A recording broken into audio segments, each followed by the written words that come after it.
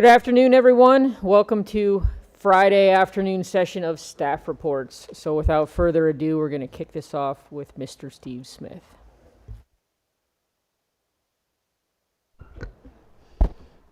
Good afternoon.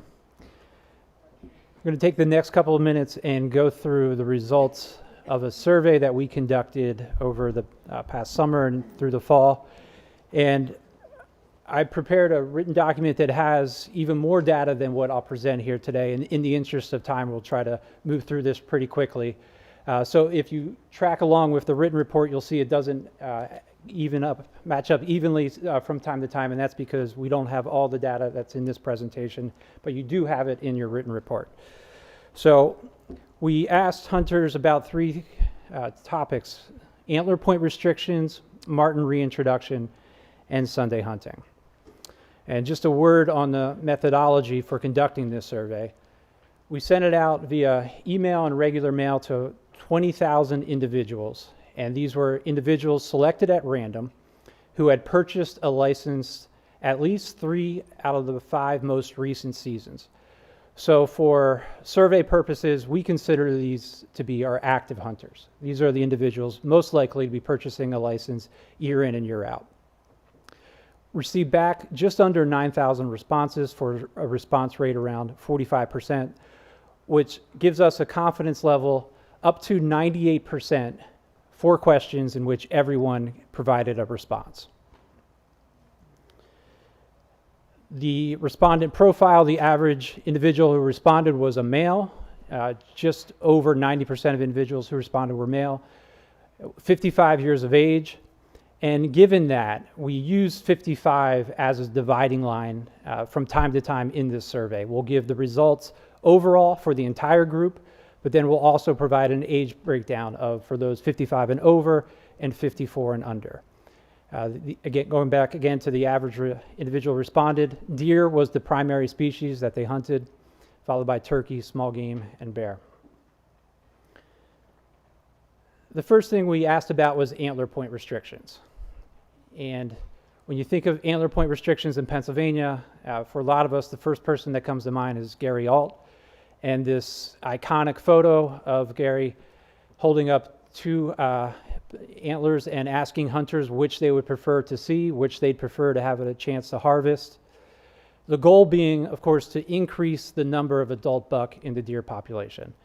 And certainly all the harvest data since they've been implemented would indicate that is in fact what has taken place. So we first wanted to establish a baseline. Did you hunt deer before the creation of antler point restrictions? And a full 83% of our hunters have. Then we asked what best describes the quality of antler deer since antler point restrictions went into effect. And so that this wasn't entirely subjective, we asked them to consider 3 things: antler size, the apparent weight, and the apparent age of the deer. And taking those factors into consideration, would you say that the quality has gotten better? And for 70% of our hunters, they said it has improved. Then we got to really the meat of the question: should antler point restrictions continue? And overall, the results are just under 3/4 of the hunters that we surveyed wrote back and said yes, they want to see antler point restrictions continuing. This gave us an opportunity to do an age breakdown then, and again, using that 54 as the initial, or 55 as that initial dividing line. What we saw is for those under 55, 54 and younger, the support for continuing antler point restrictions increased to just under 80%. For 55 and over, there was a decrease in support, but still a full 2/3, over 2/3 of hunters 55 and over said that they wanted to see antler point restrictions continuing. And then I know from time to time you'll get comments, and there was even legislation to that effect that said, what about our senior hunters? You'll hear from senior hunters who say, we feel that we should be exempted from antler point restrictions. So we looked at the overall results, and then just breaking down the senior hunters who responded, you'll see just under 2/3 of the senior hunters who responded said they wanted to see antler point restrictions continue. And what that means, and this certainly isn't unique to antler point restrictions, I think it's pretty consistent across areas of public policy. that when you're hearing from individuals saying they wish they would be discontinued, you're hearing from that 27%. And that doesn't diminish the validity of their arguments. They might have some well thought out, well-reasoned arguments for why they would like to see antler point restrictions discontinued for seniors. But in terms of whether or not they represent the majority, even within that demographic, they don't. We're still looking at just under 2/3 of hunters, senior hunters, saying they'd like to see antler point restrictions continue. Then we moved on to marten reintroduction. And as you can see, we have almost a perfect pie chart here, with about 1/3 opposing, just under 1/3 being neutral, and then slightly more than 1/3 supporting. What's really interesting about this is in all the surveys that we've done, I don't know if I can recall an instance in which we had that large a percentage who were neutral on an issue. That's just not typically the case with Pennsylvania hunters. We tend to be a pretty opinionated group. So to have about 1/3 neutral really jumped out at us. And that could be for a variety of reasons. It could be that they feel they haven't studied the issue enough to form an opinion, or maybe they live or hunt in an area that's not being looked at for possible reintroduction, so they feel that it won't impact them. But for whatever reason, about 1/3 of hunters who responded didn't take a position on the issue of reintroduction. Then when we did that age breakdown again, we saw that it changed based on being over or under that dividing line of 55. Those under 54 is where we saw the support increased, as well as the amount who were neutral increased, and the opposed decreased. And then the reverse was true when you went over 55. In that instance, those who were neutral decreased slightly, support decreased, and the opposition grew. And given that we were seeing what looks to be a generational divide, we wanted to look even further and break down and see which group supported reintroduction the most and which group opposed. And it does break down directly by age. Our younger hunters, 34 and younger, provided the most support and the least amount of opposition. And then for our senior hunters, 65 and older, that's where the most opposition came from and the least amount of support. So again, the reintroduction issue is one that is really turning on the generational divide from what we saw from those who responded. We asked those who were opposed to provide their reasons, and they could list more than one, which is why those percentiles certainly add up to over 100, but list any reasons why you're opposed. And as you can see, predation on small game, for almost 3/4 of those who were opposed, that was their number one concern, followed by predation on turkey. And then just concerned about having another predator in general on the landscape in Pennsylvania, followed by predation on livestock, domestic animals. We then asked about Sunday hunting. And as you're well aware, of course, this is a legislative issue. Only the legislature has the authority to amend the section in Title 34 that provides for a general prohibition on Sunday hunting. The legislature did in 2019 with a bill that went into effect in 2020 that provided Sunday hunting for big game on 3 specific season dates: during deer rifle season, statewide deer archery season, and then on one day as determined by the commission. Since this law has been in effect, that one day has been put during the firearms bear season. So again, we wanted to establish that baseline. Have you hunted on any of those 3 days? And just under 2/3 of our hunters have. For those who hunted, which of those season dates? And we understand that for the firearms bear and the archery deer, there's overlap during those dates, so there's potential to be hunting additional species. But we use the language similar to what the legislation says, which is 1 day in firearms deer, 1 day in archery deer, and then 1/3 in that firearms bear. So we asked them to indicate which one of those they hunted, and clearly firearms deer would receive the most support. Then, given that the law provides for the possibility for that 3rd date to be selected wherever the board would like it to be, we wanted to focus on that and provide some data to you, not for the purpose of making a recommendation, but just more so to assist your decision-making process and give you another factor to look at when deciding where that date should be. So we asked, again, given that there's one date in statute that can be placed throughout, we asked our hunters to identify what their preferred season would be. And this was the results we got back. Clearly, archery deer was the preferred, followed by that firearms bear, the current option. Muzzleloader antlerless deer, third, and then spring gobbler. And there were some other ones that did not reach double-digit support, small game, fall turkey. But these were the main ones that hunters were looking at. And what was really interesting about this, when you do the age breakdown, and I provided the full age breakdown in that packet I gave you, but when you do an age breakdown, the top two never changed. It was always for archery deer followed by firearm bear. 3 and 4 sometimes flip back and forth. Certainly the amount of percent of support did as well, but it was always archery deer was the first preferred option. With that support starting for our younger hunters, building and peaking there at that 35 to 49 age group, where 50% of hunters surveyed there said they'd prefer archery deer. For that age group, support for firearms bear is at its lowest. Conversely, for our senior hunters, archery deer is at its lowest there with only 29%, and firearms bear is at its highest with 21%. But we know that's only one way to ask that question, because just because a hunter prefers a certain season have that Sunday hunting date, there's a full slate of potential Sundays when that season could be placed. For instance, archery, since that's the number one, there's potentially 7 Sundays throughout the archery season. So we wanted to try to narrow down more and identify which specific Sunday you'd like to see that in place. So these were the top 5 Sundays that were listed by our hunters. I should note, we asked them, they could list more than one, and we asked them to rank their preference on a scale. What would be your most preferred? So these were the top 5 again.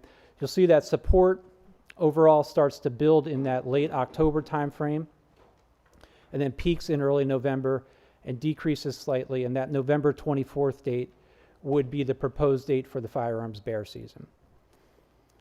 When we do an age breakdown, it's very consistent with those results across all the age cohorts, where you see that support building again at that same time frame, late to mid-October, peaking in mid or early November, and then decreasing. What's really interesting about this, I think, is for that blue line, which represents our senior hunters, it's pretty consistent all the way out across for them. We didn't see high levels of support for any specific date or for any specific season. One theory would be for our senior hunters 65 and older, a lot of whom are in a position where a day is a day. A Tuesday, Sunday, doesn't matter. They don't have the time constraints that some of our earlier hunters, our younger hunters might have. And that's why you see varying level support throughout those age groups, where time and free time is more at a premium, and they are very particular about where they would like that day to be. Then we wanted to just test in general their support for Sunday hunting. We see is a clear majority support increasing the number of days on which Sunday hunting is allowed. What is interesting is when you do a side-by-side comparison, going back to the earlier data about how many of our hunters have participated, you can see a parallel between roughly, let's say, 35% of our hunters who don't support increasing the number of days and haven't been participating in hunting on Sundays versus the 65% who are participating and either are support or are neutral toward increasing the number of days, which leads toward essentially overall for our hunters, you can reach the conclusion that as it stands currently for Sunday hunting, we're seeing about a 65-35 split. Again, about 35% not supporting, not participating, and the 65 who do support and are participating. And then we wanted to see if this breaks down by age lines as well. And we saw for the over 55 that distance between those two really starts to narrow. And at this point, we're looking at about a 55-45 split between participating, increase in number of days, versus non-participating and not supporting increase in the number of days.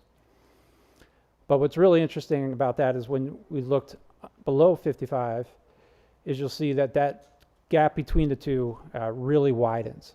And we've gone now to about a 25-75% split, where virtually identical between that 24% that didn't participate and don't support increase in the number of days. Those are probably the same individuals there versus the 75% plus that is participating and does support increasing the number of days. And we wanted to see which age cohort for which Sunday hunting had the most support, and it was the 35 to 49 age. Here we're looking at about an 80-20 split in favor of Sunday hunting. And what's really interesting about that is we know that this cohort, this demographic, is really important for license sales. These are the individuals who struggle the most with buying a license consistently, given how many obligations they have, how many constraints they have on their time. And what's also interesting about this demographic is there's a value added to keeping them engaged in hunting, which is they have a tendency to bring somebody else along with them, namely their children. So when you start to see this level of support, this level of participation for Sunday hunting, it raised the question of what kind of recruitment and reactivation impact was Sunday hunting having. Which leads me to this chart. So we introduced this data last year in the context of the Saturday opener, where we were wondering with that same question of what impact is it having on license sales. And now, a year later, we have additional data showing, at the very least, the decline is no longer continuing over the past couple of years, and instead it's plateauing, better described as plateauing. And on some years, it's even increasing from one year to the next, which raises the question of what is causing what we're seeing, right? And if you wanted to study cause and effect in a perfect world, you would only ever change one variable at a time, leave everything else alone for a period of years, and then you could say with a high degree of certainty, because we changed X, it resulted in Y. But you don't have that luxury when you're dealing with issues on wildlife management. And we know that there's been a lot of variables changed over this time frame. Everything from the Saturday opener in 2019, Sunday hunting in 2020. Also, we had a global pandemic. We saw a lot of extended seasons for different species. We've had increased marketing efforts, more R3 programs. We've had a new licensing system in place for 23. And I mentioned antler point restrictions and how positive they are received by our hunters. So it raises the question, which of those variables is causing the effect that we're seeing? Or is it all of the above, some combination?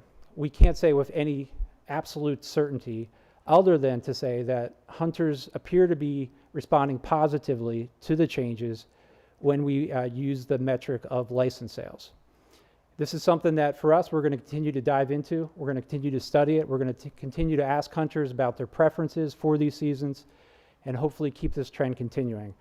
But what I can say is I think that there's a lot of states who are probably envious of the Game Commission for a lot of reasons, and that kind of sales numbers over the past couple of years is probably at the top of the list. So I'm glad to take any questions that you have. Steve, that's a great report. A lot of positive stuff in there, man. I really appreciate that. Absolutely. A question for you on the preference of seasons. Did we provide the choices for those hunters? We did, and in doing so, we wanted to, first of all, there's the logistics. You don't want a survey to be too long because you're not going to get a response rate if it's too long. So we have to narrow down our questions as we frame them. And at the same time, if you want a truly unbiased result, you don't want to nudge the results in any specific way, right? So in framing this survey and that particular question, we conducted several focus groups with hunters in which we essentially had a moderator, and it wasn't a Game Commission staff, a moderator sit down with them and go through the digest and just ask, what's your favorite season to hunt? Where would you like this Sunday hunting day to be?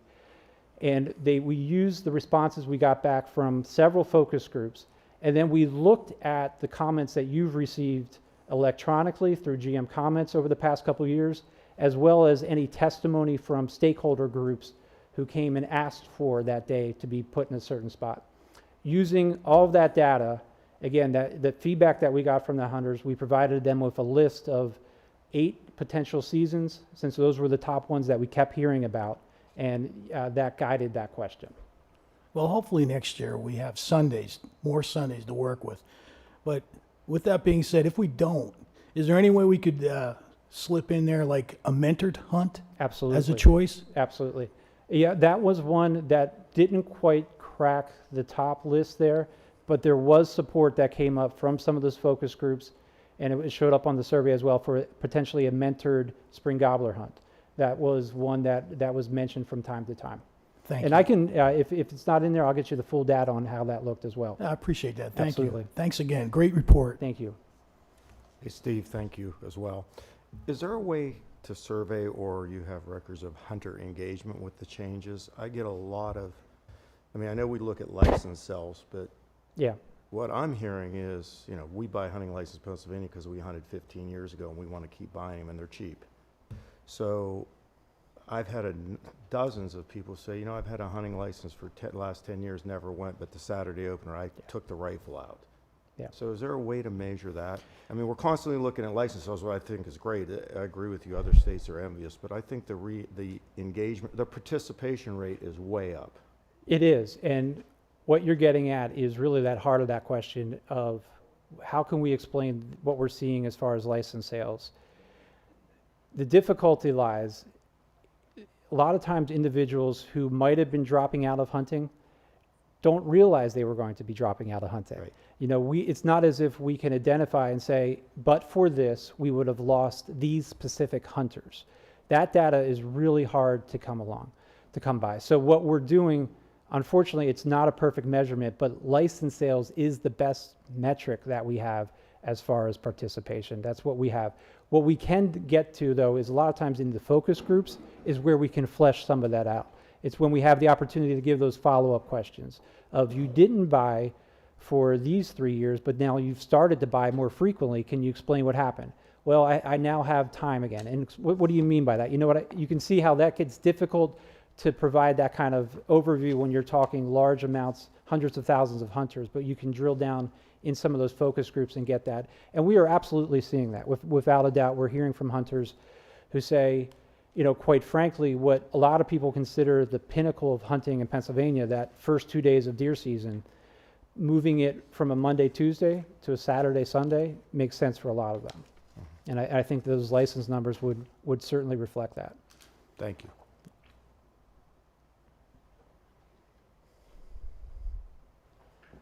Quick question for you on the marten data that you shared with us. Do you have any thoughts on your bullet point there for reasons for opposing marten reintroduction? One says concerned about having another predator and predation on livestock or domestic animals. Are they thinking, you know, marten specifically, mammalian predators, avian predators? I mean, what kind of context is that? Do you have a feel for that? Not too much, other than to say we used that one because some of the comments, again, that we filter through the comments that you've been receiving. And what was in our mind in kind of framing that question, what we were getting at is that we know you've been contacted by those who might have a backyard chicken flock, who are concerned, is this going to be impacting them? And so we wanted to include that potential in here to see where that fell on the list of concerns. And I believe it was the lowest ranked one. But so that's where that kind of was coming from, is again, seeing the comments that you all were getting from individuals who say, you know, I don't want to see my flock of hens wiped out because of this predator. Okay, thank you. Yep. Steve, I have a question also on the martens, possibly two. So you've got the points on the opposition, but do you have any or get any data on the reasons why people supported the introduction? No, we did not. Quite frankly, that was a question we did not ask. It was more of an issue, again, when we do these surveys, we have to keep them at a certain limit or you just don't get response rates. So there's always questions when you go through these afterwards that we say would be nice to follow up, and we certainly will have the opportunity to do so, but that did not make the list for this questionnaire that went out. Okay.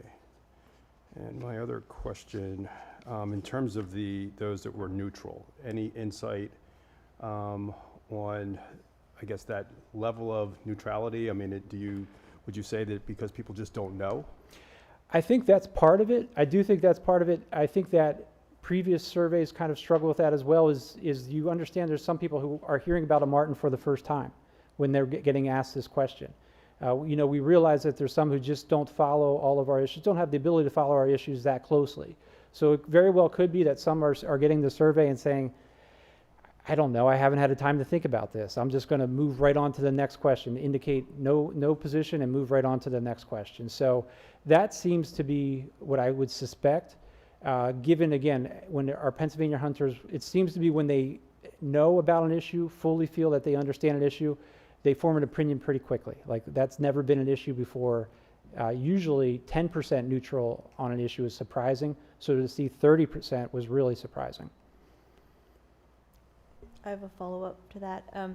So you're saying this might be the first time they hear of the marten. What kind of intro text is given to these folks when to familiarize them? And I can get you that text. We provided a full description of it, several sentences long, and I'll provide you with that text.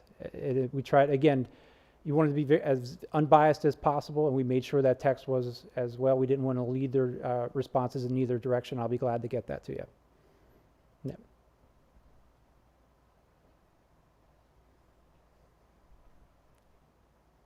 All right. Thank you very much.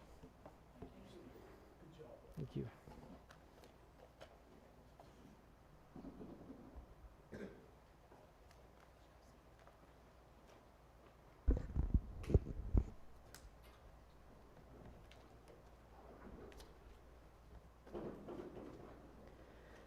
Okay. Good afternoon, commissioners, executive staff, and any public that may be tuning in today.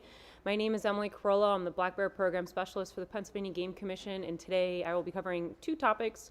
I'm giving an update on the Black Bear Status Report, and in addition to that, I'll do a quick recap of our Black Bear Management Plan that has been provided to the final draft of the commissioners after the public comment period. So first and foremost, go over our bear license sales. For the 5th year in a row, we've sold over 200,000 licenses. That is pretty impressive. We've maintained relatively consistent numbers of the last several years. It's the 4th highest bear license sales ever. We did see a little bit of a decrease from last year, but I think in reality, this continuation of seeing these bear license sales hover over 200,000, that 200,000 mark, really denotes the popularity of the opportunity that we're offering for bear hunters, and especially when we run these seasons, concurrently with other huntable species as well. Second, and I think what most people have asked questions about, and specifically I've gotten a lot of questions about, is our overall harvest this past season for 2023. So our overall harvest was a little more than 2,900 bears. This is the first time since 2007 that we've been under 3,000 bears. However, I would like to remind our staff and our commissioners that last year we did intentionally remove the extended season from 5 WMUs. The total harvest in those 5 WMUs is the lowest it's been since 2016, when the majority of those WMUs had the extended season offered.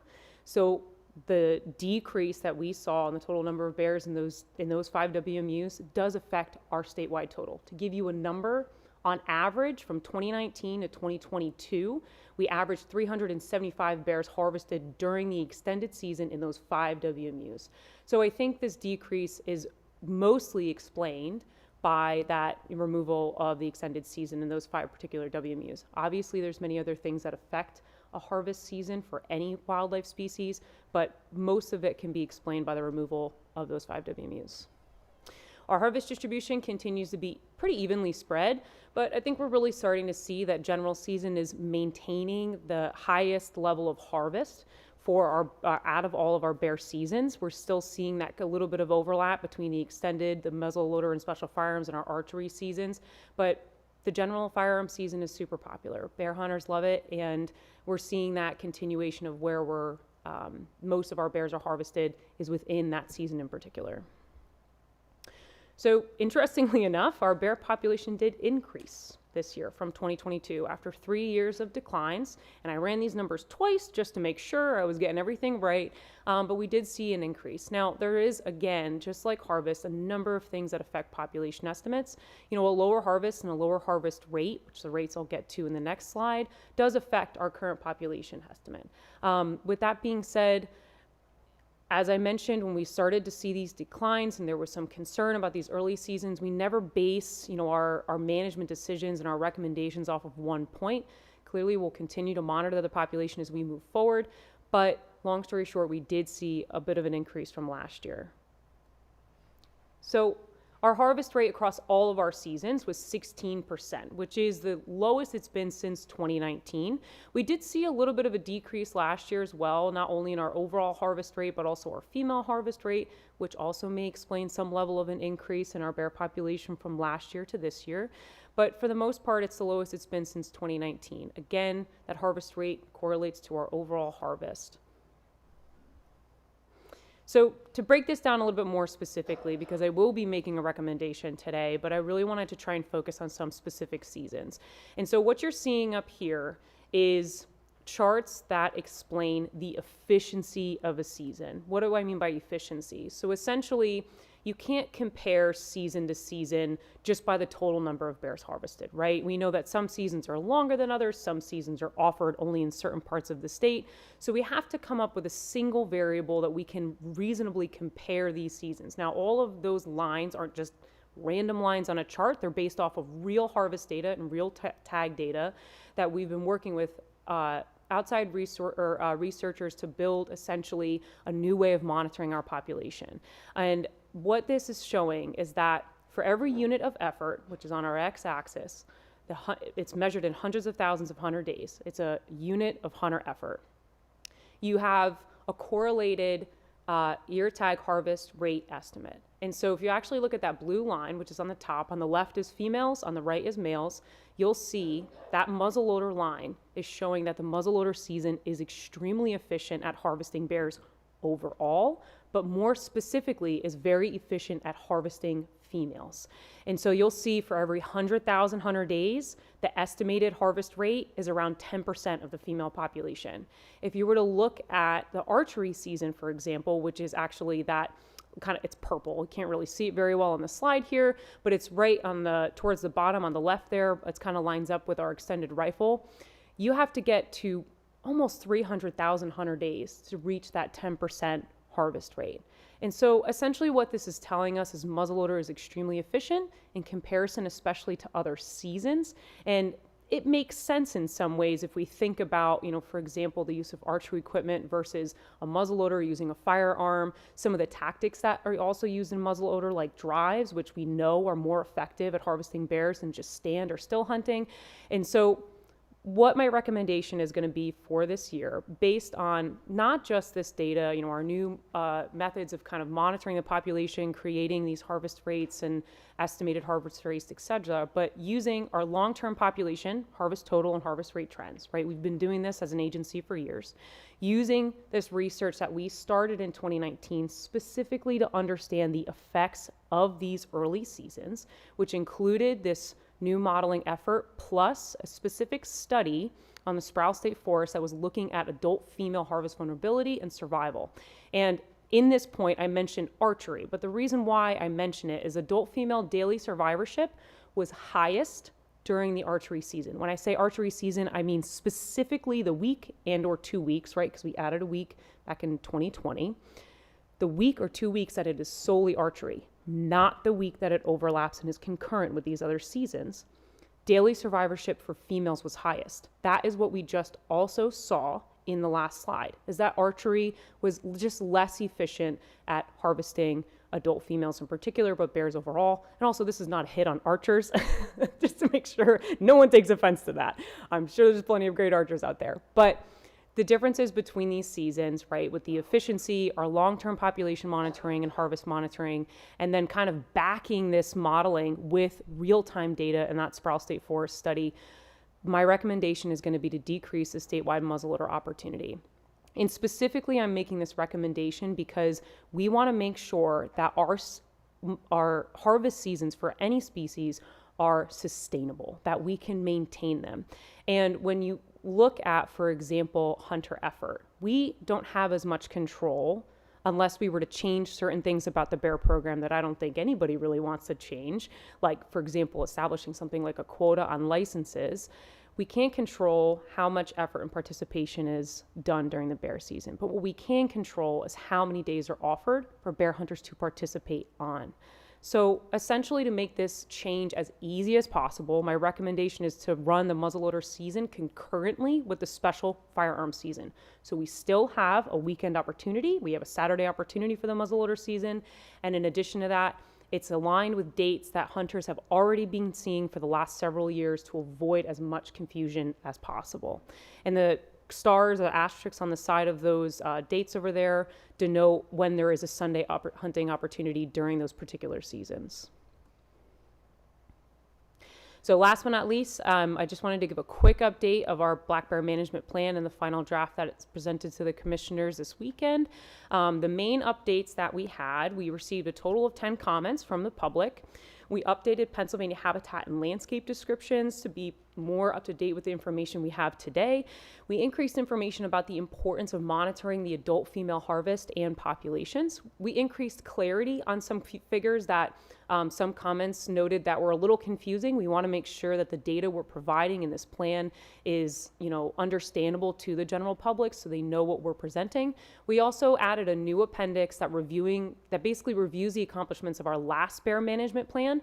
And, that helps us be held accountable by the public to say this is what we were able to accomplish. These are the things that we roll over into the next plan that we will continue to roll over. For example, continued monitoring of the population. And, also things that maybe we still need to work on and are looking to help continue from the last plan as well. And last but not least, we do have a new front page cover. This is a painting done by one of our very own biologists, Erica Coover. I'm super excited because obviously it has some black bears on there, one of my favorite species, and also some of my favorite flowers, which are mountain laurel. So with that, I will take any questions that you may have. Emily, thank you. Very, very good presentation. For the asterisks you had up there, so we were talking with Steve about him surveying the Sunday hunting date. So how concerned are you? I mean, as a hunter, I would think that you'll get less participation in bear season with taking that Sunday out. So what does that concern you, number one? And number two, then, if we're going to talk about turkeys, there's several WMUs that if you're going to go to Wednesday have turkey season in. So I guess two-part question. Are you concerned with the populations coming up? You're going to take an efficient means of killing females out, and rifle's less efficient. Does that concern you? So I'll answer your first question Okay. first, and then I may ask you to repeat to make sure Yeah. I'm getting you the right answer for the second one. So the first one, as far as the Sunday hunting, I mean, the concerns I have for the bear program is I don't quite know how that's going to affect participation. I mean, as Steve mentioned, weekend hunting seems to be popular among younger hunters, and I don't know if that would change participation in the general firearms bear season, which, as I mentioned in the previous slides, is where we take most of our bears still. Well, anecdotally, it most certainly will. All the young are going to work. They're the only ones that drive anymore, so they're going to work on Monday. Right, because it's hard work. I mean, I'm in the area of the big bear gangs. They'll go to work. Yeah. So, I think it's important to recognize that right now that is the only statewide firearms season for bear. Sunday for bear. There are other firearms Sunday hunting opportunities, for example, in the extended rifle, but clearly that's extremely limited in area, intentionally so. So again, I'm not quite sure how it would affect participation, but I will say it is also to think about on the other end, adding a Sunday to a season where, for example, I'm recommending removing muzzleloader opportunity. I don't know if it would be wise to add a Sunday to that. Again, these are all things that we'd really kind of have to sit down and think through, Right. but essentially it would mean changes to the bear hunting season. And I think in the longer story of it, it's less so a question of where this Sunday hunting opportunity lands, and more so a question of maybe trying to achieve more Sundays, which maybe is just like Right. hopeful, wishful thinking of a biologist. Yeah. But yeah, we could definitely talk more about that and specifically. And then your second question, can you just repeat that for me? You answered my question, at least in my mind you did. Okay. That was how would it affect? The other, well, if you were going to propose to open up a Wednesday. It's a there's- Thursday. There's- Special firearms opens on a Thursday. No, I'm talking rifle bear. So if we take Sunday out of rifle bear and you Oh, want I'm to do sorry. the 4 days, it would go to Wednesday, the 27th, and there's 6 WMUs that there's a turkey season on the 27th. Yeah, and these are all things I think definitely to consider. And I think we Right. also have to consider if it moves to a Wednesday, are we going to lose participation in general during that season because some individuals may not hang around? And I know that's previously how our bear Right. season was originally structured, but I think that is a question we would definitely have to consider and communicate with bear hunters, also recognizing that overall in total there are less bear hunters than deer hunters. So we Right. need to make sure that we incorporate, you know, how this would actually affect the season moving forward. Thank you. Any other questions? All right, thank you.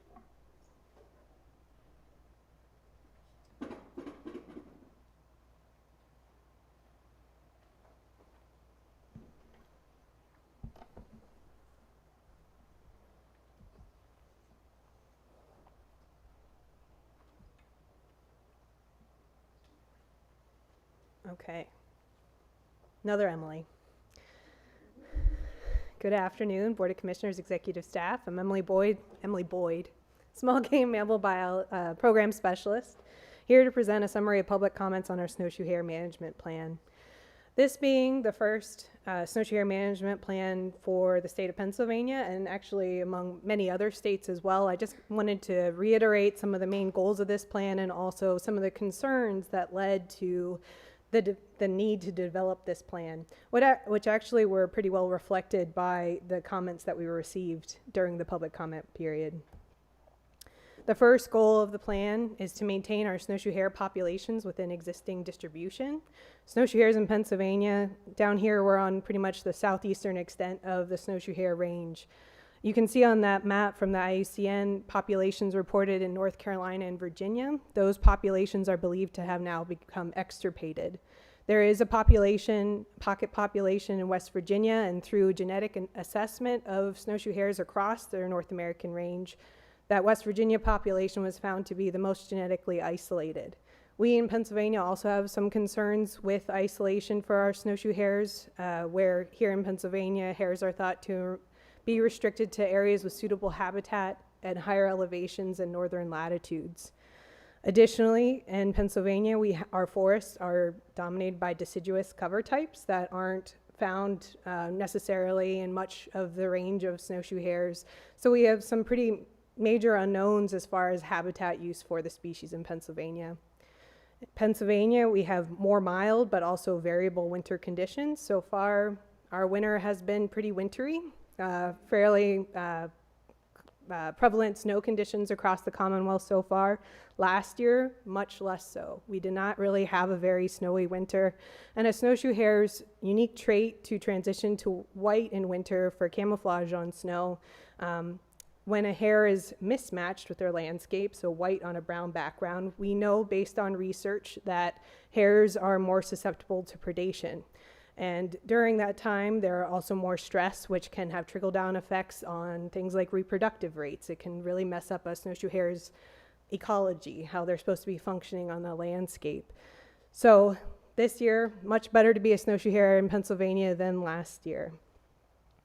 As we've started to try to better understand our snowshoe hares here in Pennsylvania, we've had some surprise findings, including this picture here of some unique what are called phenotypes, so more brown ears or eye rings, feet, to some small extent, full brown winter hares in Pennsylvania. We certainly want to improve our understanding of those traits here in Pennsylvania and any implications that might have to benefit hares here.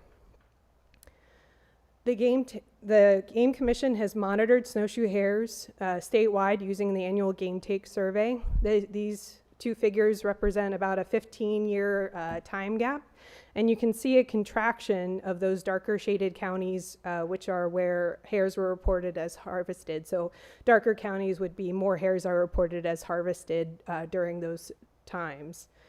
Since that data is about 20 years old, that survey has transitioned to wildlife management units, which are a broader geographic scale. And the reason I don't show them is because we no longer have a single wildlife management unit in the state of Pennsylvania that has continuously reported harvest in the last 10 years. So you'll notice the asterisks. Part of that may be because as there's been a general decline in the overall hunting participation in the state of Pennsylvania, there never were many snowshoe hare hunters in the state of Pennsylvania. And so that game take survey is having a harder time picking up our hare hunters and effectively reflecting some of the state of our snowshoe hare populations, which certainly is a concern for us as an agency, and it justifies needing a more focused, targeted monitoring technique for the species to understand what's going on with population trends and also distribution. Which brings us to the second goal. Habitat management is certainly our best opportunity to promote resilient snowshoe hare populations in the state of Pennsylvania. Regardless of where snowshoe hare is, it's selecting for stands that have highly dense woody stem density, which could be in the understory of any deciduous or coniferous forest, but certainly could also be created by our foresters in early successional habitat. Other manipulations that could be performed by our foresters and habitat managers would be something like increasing the amount of coarse woody debris that a snowshoe hare can use. This snowshoe hare selected its day resting spot under that down log. Snowshoe hares and mismatch. Here's another snowshoe hare that's selected for a coarse woody debris hiding spot during the day. That is in that white hair on the brown background. And while it's somewhat still camouflaged, it certainly still is experiencing increased predation risk. But fortunately, research has shown in other areas of the snowshoe hare range that suitable conditions at broad enough scales can help to mitigate that disadvantage. Again, reinforcing that promise of habitat management to maintain resilient populations in Pennsylvania. The third goal of the Snowshoe Hare Management Plan was to provide snowshoe hare hunter harvest opportunities. Information from our hunters has been the longest running indices for monitoring this species. And considering some of the concerns that I previously identified with our game take survey, we now have a snowshoe hare hunter cooperator group where we are going directly to our snowshoe hare hunters to help us. This is one of our more targeted monitoring techniques that we hope to use and inform our understanding of what is going on with our snowshoe hare populations. One of the common themes of comments that we received were concerns for hunter harvest on our snowshoe hare populations. The snowshoe hare season in Pennsylvania is very short. Overall, as I mentioned before, we have fairly low number of snowshoe hare hunters, but we do have a few studies that have been done here in Pennsylvania, and from those limited studies, we estimate that overall mortality due to hunting is low. However, we certainly want to better understand the influence of hunting across the state on our snowshoe hare populations, and that is one of the strategies that was identified in the plan. The fourth and final goal is to increase our public knowledge of snowshoe hares and their management, engaging with our bureaus of marketing and I&E to make sure that our website has some information available not only on snowshoe hares themselves, but resources for habitat management to help for private landowners to help benefit this species, writing articles in game news to make sure that that people are informed of snowshoe hares in Pennsylvania. During the public comment period, we received 9 comments on the Snowshoe Hare Management Plan. 8 of those directly supported the plan itself or elements of the plan. No comments opposed the plan. As I mentioned, many of the comments were related to support for habitat management, engaging with stakeholders to build support for our management activities, and overall supporting the elements that I just I went over there. We certainly want to say thank you to everyone that took time to comment on the plan, and also the Board of Commissioners for considering this management plan, which lays out 10 years of strategies that we hope to use to better manage for the species. And in case I didn't get the message across, cover is really important for our snowshoe hare, so in case you didn't notice, there's a snowshoe hare in this picture. But I'm happy to take any questions. I have a question, and first of all, I'd love to see the hare be the cover of our calendar going forward. It's That would be great. A little bit of an inside joke I'm here for versus that. squirrels. In terms of the, I guess the survey or observation, any opportunity for any other wildlife groups to help out with that surveying, such as birders or others? It's a tough situation. So certainly we have like our Pennsylvania Beagle and Gun Dog Federation that we've engaged with, and some of those have become cooperators, hunter cooperators. Snowshoe hares, like that hare is well hidden. If you're not intentionally out there looking for hares, especially if you're not out in winter and you could find tracks or something like that to make you aware that they're in the area, it can be a real struggle. But it's certainly an important challenge that we need to find those groups that could help us, for sure. Okay, thank you. I have a question about the 8 comments of support. Were they personal or individuals, or were they groups that wrote letters of support? They were mostly individuals. There was one group that reported. That was the Pennsylvania Beagle and Gun Dog Federation.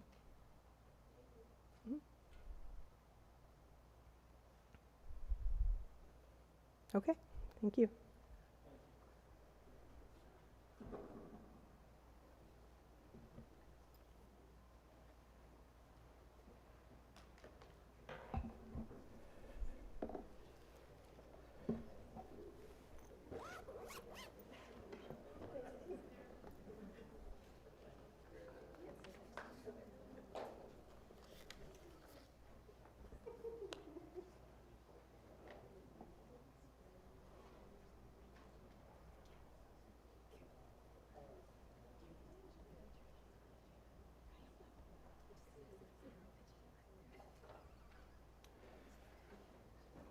Good afternoon, Commissioners. Good afternoon, Executive Staff.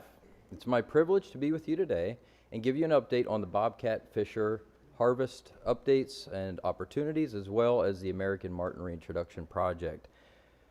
To start, we're going to start with bobcats, and specifically Wildlife Management Unit 2D in western Pennsylvania. I've been hearing from a lot of hunters and trappers recently that they're seeing a lot more bobcats there, and this is a unit that for some reason was just very slow to see bobcats come into it.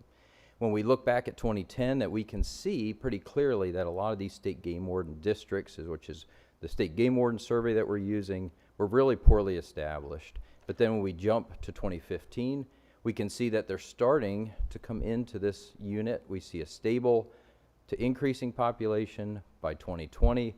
Almost every district is stable to increasing.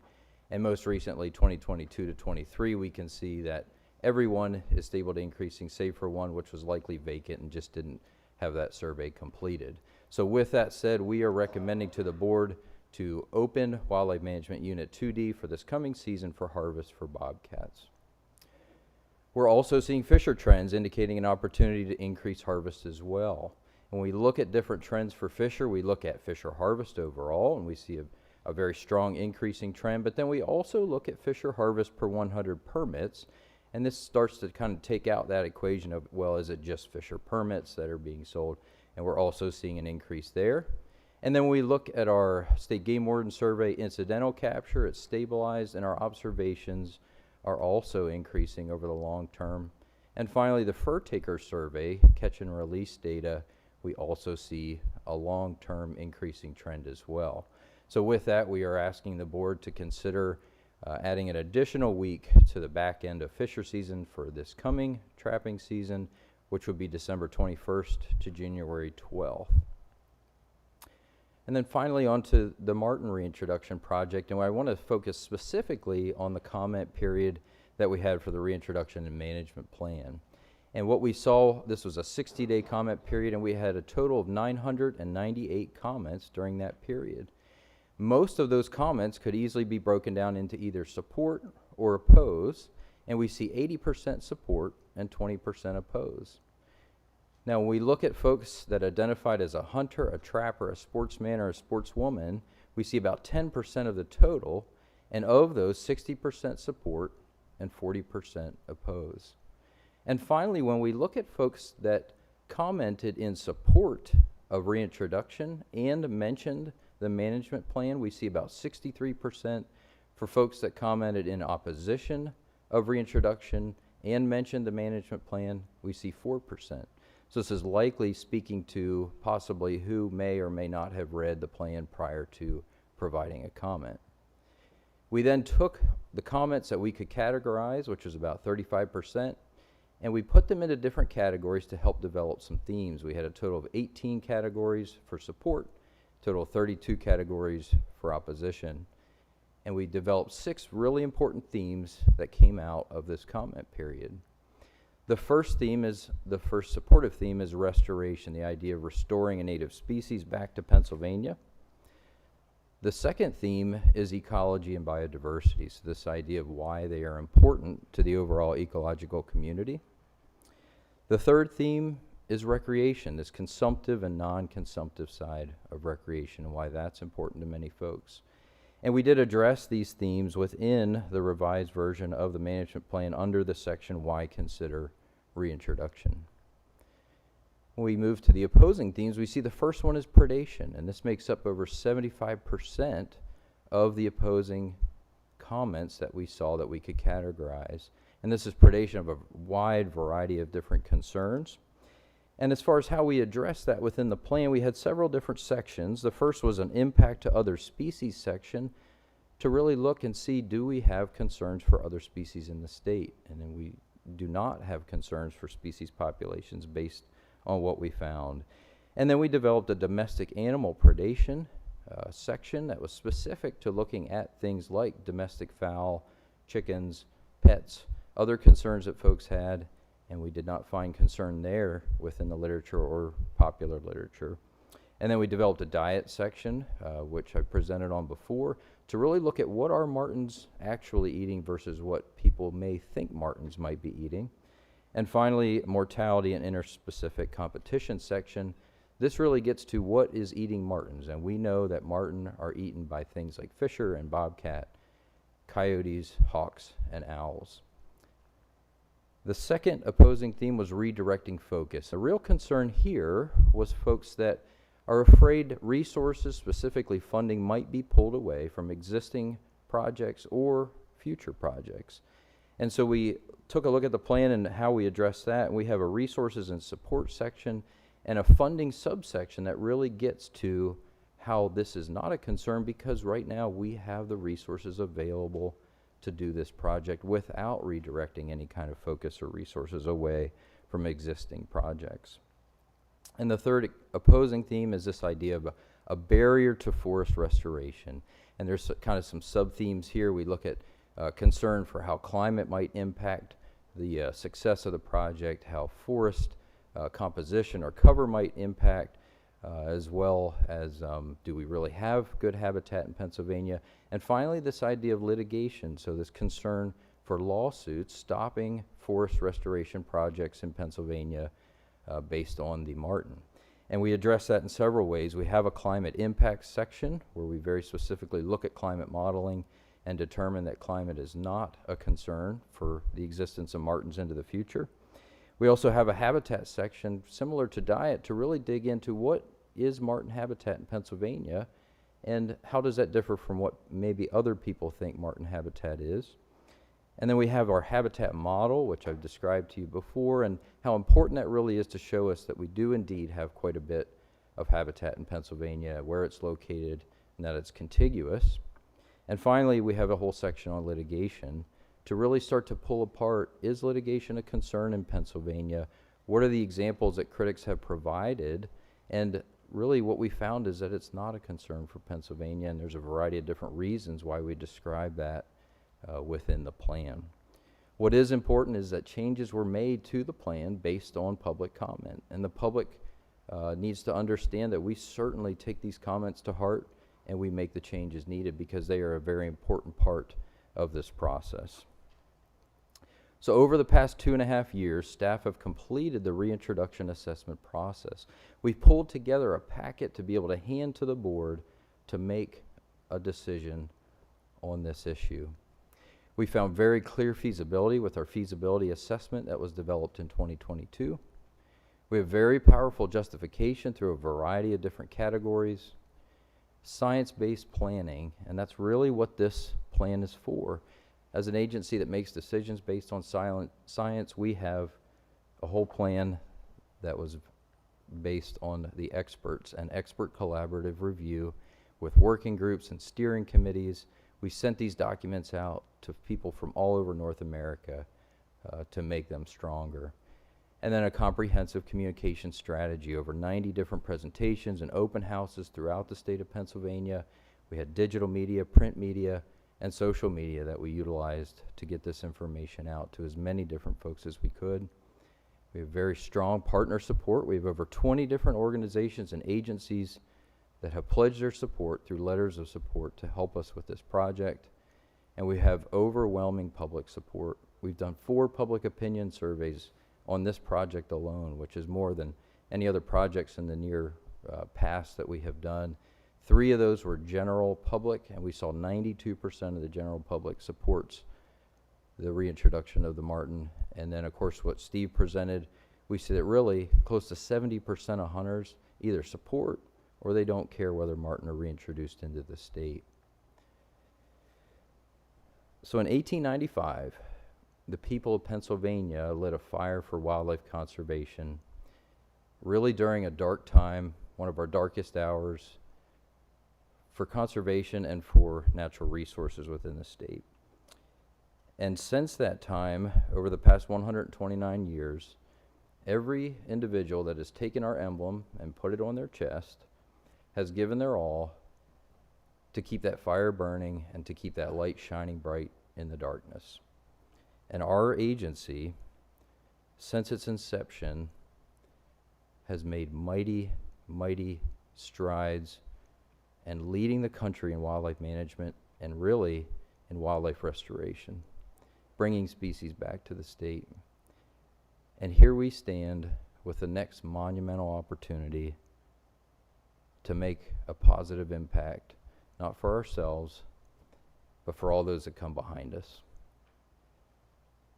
And we are the beneficiaries of all the courageous men and women that came before us, that made the decision to bring species back. It was our grandparents' generation that brought back the deer and the elk and the turkey. It was our parents that brought back the otter and the eagle, the osprey and the falcon. This is the right time for us to pick up our torch, take this opportunity, carry this legacy forward that we've been handed and that we're going to hand off to the next generation, to our children and our grandchildren, to Pennsylvanians yet unborn. I do this for my 13-year-old daughter, and I do it for this 14-year-old boy from York, PA, who painted a picture of where we've come from as a state and where we're headed into the future for his generation.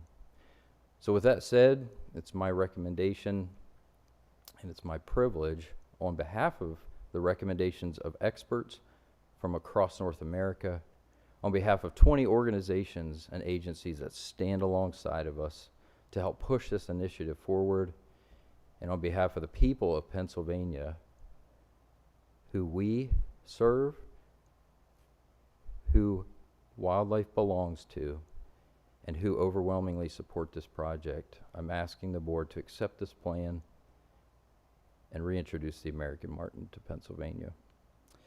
So with that, are there any questions, comments, or concerns from the board that I can address at this time? Thomas, I'd like to commend you and thank you. You've done a heck of a job on this project, and I had the pleasure of visiting various clubs with you throughout District 9, and you've done an awesome job. But I do have some concerns, and you mentioned a few of them. Number one is climate. In your journal, in your plan, you emphasize the importance of snow. And the target area where we're going to reintroduce these critters, the past several years, we haven't had much snow there. And matter of fact, I think I talked to someone and they had a foot for maybe about a week.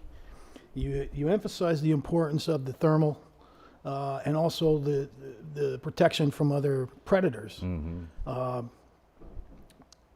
know, we have quite a few predators out there, that the owls, the coyotes, the fishers themselves. I mean, I'm concerned that, you know, putting these animals into this habitat, into this system here is not going to, they're not going to have a fighting chance because they don't have what they need to survive. Also, your program states the importance of conifers, and I know that, you know, we have some problems with disease and parasites, the woolly adelgia on the hemlocks, which is very important. I mean, that affects a lot of other animals besides our pine marten. Yeah. This reintroduction is, you know, something that's very important to you and to the agency. I would not want to see it come about and fail. I don't know what to say except, you know, how do you feel about that? Do you think we have sufficient, we have the right climate right now? I mean, it's not the same as it was 100 years ago, we can admit to that. Yeah, for sure. Yeah, no, they're great concerns, and that's really why we devoted entire sections to those in the plan.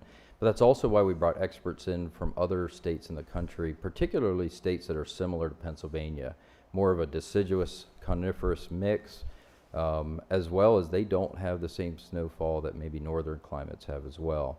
And what we found both in the literature and talking with experts is, you know, because we've asked that same question, well, obviously they don't have snow throughout the year, you know, it's just during the winter time. How are they able to survive? What is increasing survival? And what we found was cavities are really important if you don't have the snow for them to get underneath.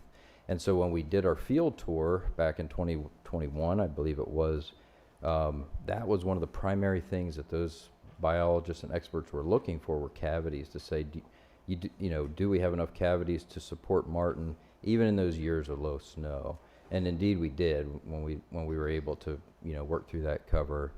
So that was really an important consideration. And then as far as conifers go, conifers are an important aspect.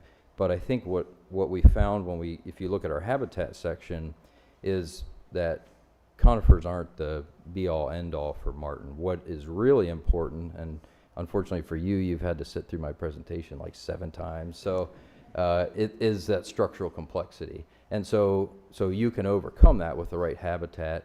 And we always think, well, it's a pine marten, so we need giant stands of conifers or, you know, mature forests, things like that. That's not the case. When you really dig into the habitat section that we pulled together, you're going to see that, you know, martens will utilize early succession. They'll utilize deciduous forests. And in fact, historically, when we look back at the early historic records before we lost marten, that was how they described martens using more deciduous forest types in Pennsylvania than they had seen in other places. And I think it just, again, it gets back to, do we have that structural complexity? It's not so much what's there, it's how it's developed, and is that, you know, going to be suitable. And honestly, sir, if the feasibility assessment would not have showed clear feasibility, we certainly wouldn't be here today. So yeah. Hopefully that helps answer some of those questions. One more question, if I Sure. may. I've been getting hammered by all the trappers in 5C. Are we anywhere near being close to allow trapping for fishers in 5C?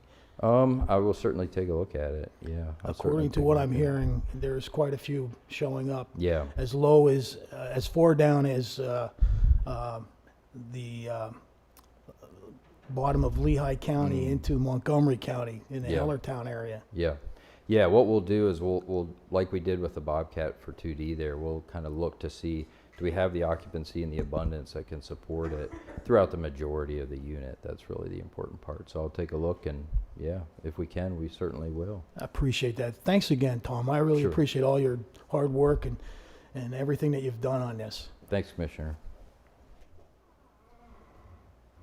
I have a question. Yes, First sir. of all, Tom, great job on the effort in putting this plan together, and what you've done in going out and presenting to different groups. I mean, it's definitely been a thorough exercise that I've seen, but we have gotten a lot of questions regarding the concern, and a lot of that coming from hunters. So when you've been presented with the question from hunters, particularly around predation, how have you answered that, and have you changed the minds of those that you've talked to that have raised that question to you? Yeah, that's a great question, Commissioner. So generally how we answer it and how I develop my presentation when I'm providing that to people is really to look at that in-depth diet study, you know, looking at 13 different diet studies from across the marten range, most of which overlaps with a lot of the species people are concerned about. And it's very clear within their diet of really what they are eating and what they're not eating, or what they're eating, you know, very small portions of. So when I'm able to present that to people and they can see that, it does become pretty clear, and a lot of those concerns start to melt away. I would say I certainly don't convince everyone, and that, you know, when you walk into a room, I think, you know, some people come in neutral, some people come in very opinionated on one side or the other, and you know, it's the neutral folks, and I'm trying to also help those folks that are opposed to it understand, but I would say not everybody would do that. But generally, when we present the facts, you know, and the way we've been doing it, it has kind of turned a lot of folks to either not opposing it as much. You know, they might still believe that there's a concern there, but you know, the way we've developed the assessment and the plan itself is really to try to dig as deep as we possibly could, and just ensure that we have all the facts, and that's why we brought outside experts in. That's, you know, really what was important. So yeah, so that's also why we've done so much with digital media, print media, you know, social media, is how can we get that information out there to more people. So Okay, thank you. Tom, I have a question for you. yes, sir. First of all, I'd like to echo everybody else's comments. The job that you've done with this is nothing short of outstanding. I've seen your presentation, and you've literally covered every base that can be covered, and you're very persuasive. However, you mentioned the habitat types. That really doesn't matter to pine martens, you know, deciduous, coniferous mixture. They can get by. Can you tell me a little bit about the source of the implants? Where are they coming from? Their habitat type, and does genetics play a role in that? I mean, you know, some are heavily. I would think that genetically, some populations would be heavily dependent on snow and coniferous cover, and genetically, some populations may be used to living in a mixture or early successional. So Yeah. and the release site that you have planned, is it contiguous of all one kind of habitat, or is it fragmented mixture? So Yeah. and I have another question after that. All right, yeah, and you might have to help me remember the first couple questions, but yeah, so as far as the source goes, you know, we are looking at, we have letters of support from Maine, Ontario, Michigan, and New York, which is fantastic. And generally, when you are reintroducing a species, the best plan of attack is to try to get your source from as close to your release site as you can. But it's very similar to what Andrew's doing with quail. We don't have many close other than New York, so we're fortunate to have those. And the idea is that, you know, those species or those individuals, the founding populations, when you reintroduce, it's not so difficult for them to adapt to the new climate, to the new, you know, everything else. And so when you look at some of those are pretty different, you know, as far as the weight of conifers to deciduous trees. You don't see it as much in places like Michigan, but you do see it certainly up in Maine or Ontario. It would be very different. But the fortunate thing for us is we have over 40 different reintroduction efforts to pull from, to be able to see, you know, where are they moving marten to and from, and does that seem to make a difference? And we really found that the whether it's conifers or deciduous or what the percentage of mix is, again, hasn't been identified as making a difference. What really makes a difference is that structural complexity. And again, that's when we brought experts in from out of state, that's what they were keying in on, that's what they were looking for, not so much how heavily weighted it is. And then as far as genetically, you know, that's why we're very fortunate to have 4 different founding, you know, sources, and then we would be bringing those in, trying to mix those species. But what we found, at least from those 40 other reintroduction efforts, is that habitat is more based on the structure than it is the composition. In your plan, are you going to be able to monitor them by the source, like where they came from and their genetic makeup? And Yeah, yeah, You- we you will, will which be will able to be, do yeah, that? yeah. With current genetics, we're also looking to tag each marten with like a pit tag that you'd have for your pets. And then we'll be collaring a certain percentage of those, and we would want to collar a certain percentage from each source to see if there is a difference in source and how that might change things. Just try to learn as much as we can while we, have hands-on. But the beauty with genetics is once we have, we'll be taking genetic samples from each individual, and then even once we get our first couple years of reproduction, they don't need to be tagged animals. We can just use genetics to understand where their, those original sources are from. So, Okay. yeah, very good. yeah. And again, on your plan, it's impeccable. Thank you, And sir. the work that you've done is impeccable. Thank you. Thank you. Appreciate it. My question that I have, I'm getting a lot of reports, and I don't know if they're true or false. I have no way of knowing, but guys are yapping in 2D. Okay. Seems to be getting a lot of incidental river otter catches in their beaver sets. Okay. And they're asking me, why isn't there a river otter season? Yeah. And can you tell me if that's true? Because if it's an incidental catch and it's in a drowning set, it's dead, and they're supposed to call that in, right? Right. Are they? I'm sure a certain percentage might not be, but I would assume most trappers are calling those in and reporting those. Are so you getting reports from 2D? We do see some, but I'd have to go into the data to really dig into So it for you. off the top of your head, you don't feel comfortable talking about the population being sufficient enough to recommend a? No, I'd have to trapping go season. back to the data first, but I'm certainly happy to do that. Can I ask you to look at that? Oh, for sure. Yeah. Okay. Yeah, definitely. All right. Yep. Thank you. Not a problem. Tom, Yes, sir. thank you for all that you've done. I mean, it's amazing. You're unbelievable in your tenacity, so thank you. The question I always ask you, which I'll ask you again, pine marten's going on the landscape. I mean, anecdotally and just observation, there's a lot of predators out there, fishers and coyotes.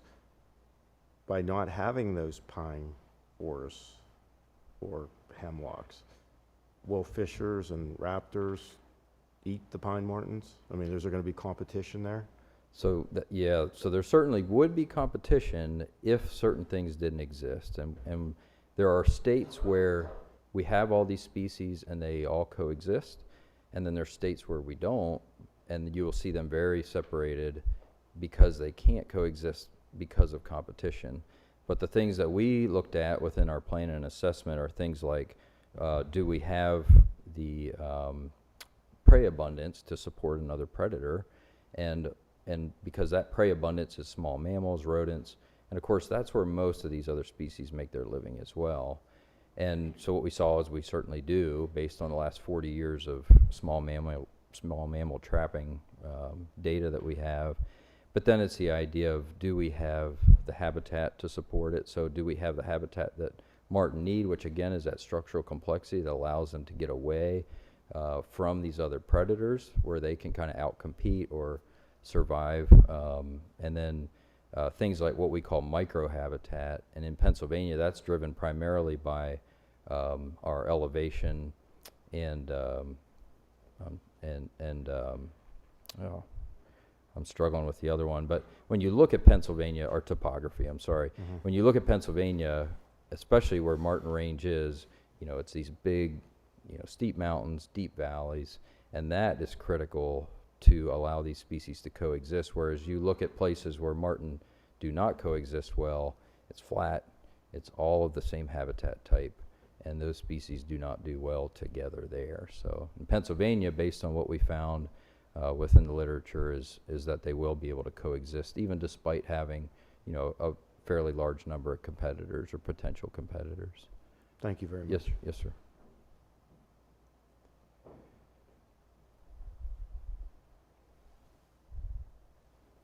Okay. So I think it kind of, just to sum this up, I think you said we had 998 public comments on this. That's correct. black bear and snowshoe hare collectively had 19. I mean, that shows the level of engagement Correct. that yeah. this has got across the state. Yeah. So, man, what a testament to, you know, the sportsmen and conservationists of Pennsylvania and weighing in and going through this public comment process, which is, you know, I mean, that's the best way to get things done from a wildlife management standpoint. And, you know, everyone up here has commended you, and I think rightfully so, and would like to commend those that took the time to weigh in on both sides of the spectrum for this, because that's how we ultimately, you know, make decisions and make the right decisions based off of input from here, there, and everywhere. So thank you very much. Yep. Thank you, Commissioner. Okay.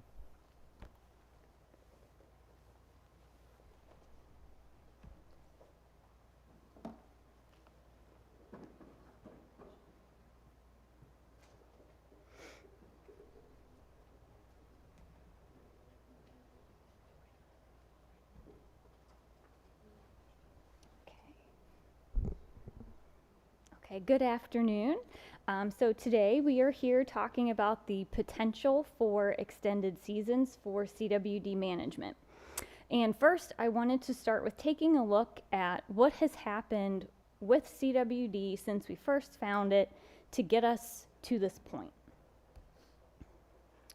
So since the original detections in 2012, CWD has continued to increase and spread. Within the last year or so, we hit 2 milestones, for lack of a better word. The first one being that the prevalence in 4A has gotten to the point where 1 out of every 3 adult deer harvested were positive. Secondly, we found our first free-ranging detections on the east side of the Susquehanna River. One of the goals of the agency's CWD response plan is to reduce sample prevalence and spread of the disease. Unfortunately, there are limited ways in which to do that. One of those ways is to reduce deer abundance in and around infected areas. This helps limit deer interactions, which of course in turn minimizes CWD infections and spread. And actually at this point, I'm going to turn it over to David Stainbrook, our Deer and Elk Section Supervisor. He is going to talk about past deer harvest strategies and the challenges in reducing deer abundance in these areas. Thank you. So this is a little unconventional that we're doing kind of 2 speakers here, but I thought it was appropriate that we kind of work together here because the allocations and the seasons are kind of a deer management strategy that I oversee, but because it's specific to chronic wasting disease, we certainly want to have our CWD section experts weigh in here. So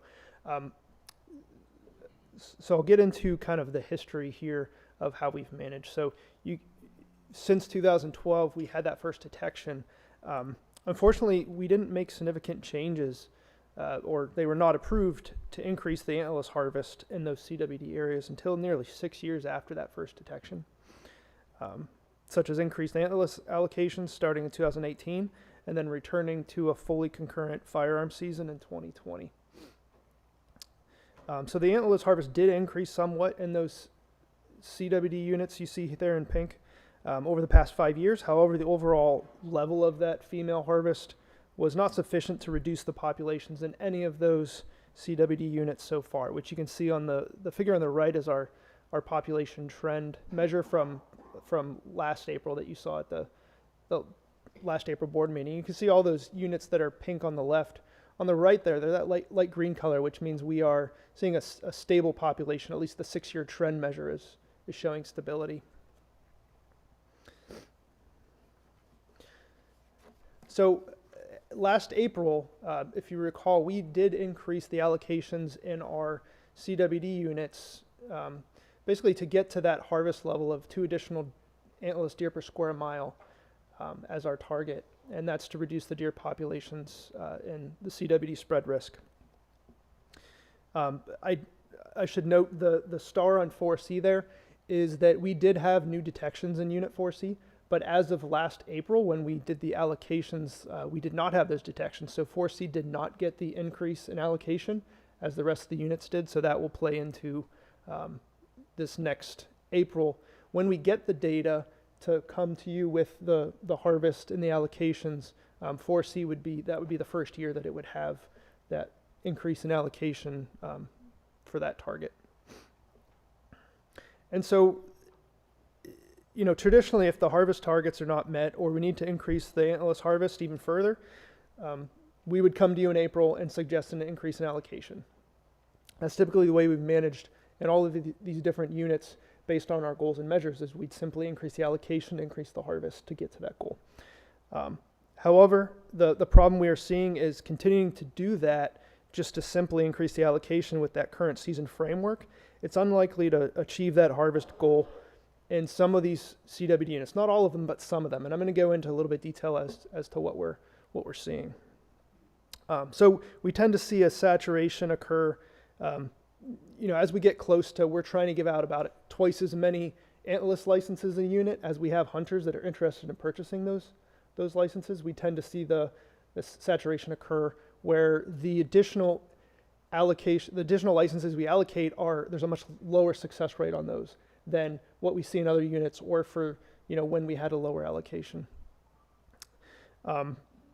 So a further increase is unlikely to, it may not sell out like we've seen in 4A, or it may sell out, but those additional licenses have a lower success rate. So they might be 4th, 5th, 6th licenses that are less likely to be filled, or it may be, hunters that may purchase it with the hopes of hunting in that unit, but may never actually make it out. So I wanted to kind of highlight what we're seeing here as potential candidates going into this next April. So again, we don't have the data right now to show you whether or not we met those harvest targets. We will at the April meeting, but we wanted to come to you now to kind of, be transparent as to what you may see in April for, potential season changes. And these units here, 2C, 2E, 4A, 4D, and 5A, these are those units where we do tend to see that saturation. We have at least twice as many antlerless licenses allocated as license buyers. And when we're looking at some level of looking at that saturation, whether the licenses sell out or they make it to the over-the-counter sales is a pretty good indicator of where we see that saturation. And in these units, they made it past that over-the-counter sales and didn't sell out until September, October. So these are the ones where they, tend to see that saturation. So we may not have achieved that harvest goal. We'll know that in April, but we do know that a further increase in allocation with the current season framework may be difficult to meet those harvest targets in the future with additional increase in allocation. Additionally, we are seeing that we do have fewer hunters than we have in the past. We're seeing those declines, and we're seeing a little bit more rapidly in some of these CWD units, especially 4A. We see it almost, the decline is almost twice as much as we've seen in other units. And from hunter surveys, we see that hunters tend to also say that they'd be less likely to hunt in areas as CWD percent increases. So I'm now going to move it back to Andrea. She's going to kind of go through the official process that we would like to use. So it's kind of a defined process to go through. These potential candidates, you'll see how they play into how she describes it. And these would be ones that in April could receive the extended season. But we do know that allowing more time with effective options is really the direction we need to go here for these units to maintain that success rate on their licenses and continue to meet those harvest goals into the future. Okay, thank you, David. So like David said, we developed a process that's going to help us determine which units may need these extended seasons. Again, this only applies to units where we have found free-ranging detections of CWD, and they will go through this process to evaluate the need for the extended season. So, of course, we would start with step 1, which is to increase the allocation to increase harvest by 2 additional antlerless deer per square mile. Now, like David said, those units that were in pink, all but one of them went through this step this last season. So we will see if we met that target harvest. The exception was 4C. That will get this bump this coming season just because of the timing of that detection. So since those other units have now gone through step 1, we would start at the top of this flow chart where we want to see, did we achieve that target harvest? Did we get 2 additional antlerless deer per square mile? If we did, then the allocation is working perfectly. We don't need to do anything else. That unit would not need extended seasons. If we did not reach that target harvest, then as he was kind of talking about, we would look and see how quickly that unit sold out. So did it go through first round and second round and third round and get to the point of over-the-counter sales? If it did, that is indicating to us that we are starting to reach that saturation point. Like David said, those tend to be people's 3rd, 4th, 5th tag, which have much lower success rates. So that unit would likely benefit from extended seasons. If it sold out sooner than that, but it didn't reach that target harvest, then maybe we didn't increase the allocation quite enough. So we would try another year with increasing the allocation and then do an evaluation at the end of that season. So this is the way that we would evaluate each of those units to determine if it would need an extended season. Now, in terms of what would that season be, when could it occur, the recommendation for the extended season is for an antlerless only extended firearm season. So antlerless only because we are trying to meet that target of 2 antlerless deer per square mile, and also because, of course, the population is managed through the antlerless harvest. Firearms, because they have been and continue to be the most effective method for harvesting deer. In terms of timing, our recommendation for the late season would be opening 1 week after the statewide flintlock. So this would still preserve that first week of flintlock for those hunters. It would also not extend the amount of time that firearms are in the woods. It would provide up to 3 weekends of opportunity, including the Martin Luther King holiday, which would be beneficial in the event that 1 or 2 weekends have poor weather, which we've certainly seen this January. And we also conducted a CWD hunter survey last year, and there does seem to be support for extended seasons. So based on the survey, there is support for increased hunter harvest of antlerless deer in WMUs with CWD, and almost half of survey respondents agreed that they should be given more time to do so. When asked about an extended season in areas with CWD, 68% said they either would or might hunt during that time. And the preferred season option was some type of late post-Christmas rifle season compared to an October rifle season. Now, in terms of the process for implementing these seasons, that would include presenting the decision process and the season recommendations, which is what we're doing today. Since we don't have the harvest data yet, there would be no need for a vote at this point because we will receive the harvest data in February or March. Analysis of those data will then tell us which units either met or did not meet the target antlerless harvest. So then at the April board meeting, we can propose a final recommendation as to which units could receive these extended seasons, and they could then be voted on as an amendment to seasons and bags to be in place for the coming season. So if there are any questions, David and I can answer. Where'd he go? I lost David. Okay. A couple. Andrea, Oh. I have one if it's okay. The extended season that you were suggesting of being from the 2nd to the 20th of January, and you've said it was for antlerless deer. Yes. How many of those antlerless deer that are going to be shot that late in the season have already dropped their horns? That's a good question. I don't know how many dropped. Yeah, so it's a pretty small percentage of shed bucks essentially that are taken in the flintlock season. So it's not going to be a huge proportion of bucks taken out. And But do you have we it? would definitely look at would that be a significant impact into the future on our buck age structure? That's my And is it question. something we need to take into consideration? That's something we can definitely look into. But at this point, I would say it's probably going to be a small enough proportion that it's not something that'd be too biologically significant. And how will you find that number? Traditionally, we find that number when we look at like the processor sample of shed bucks that come in. But there's other ways that we can survey it as well. But if that's something we're concerned about, that's something that we can put. And you would in have place that some number, sort of mechanism to monitor. you would have that number prior to April?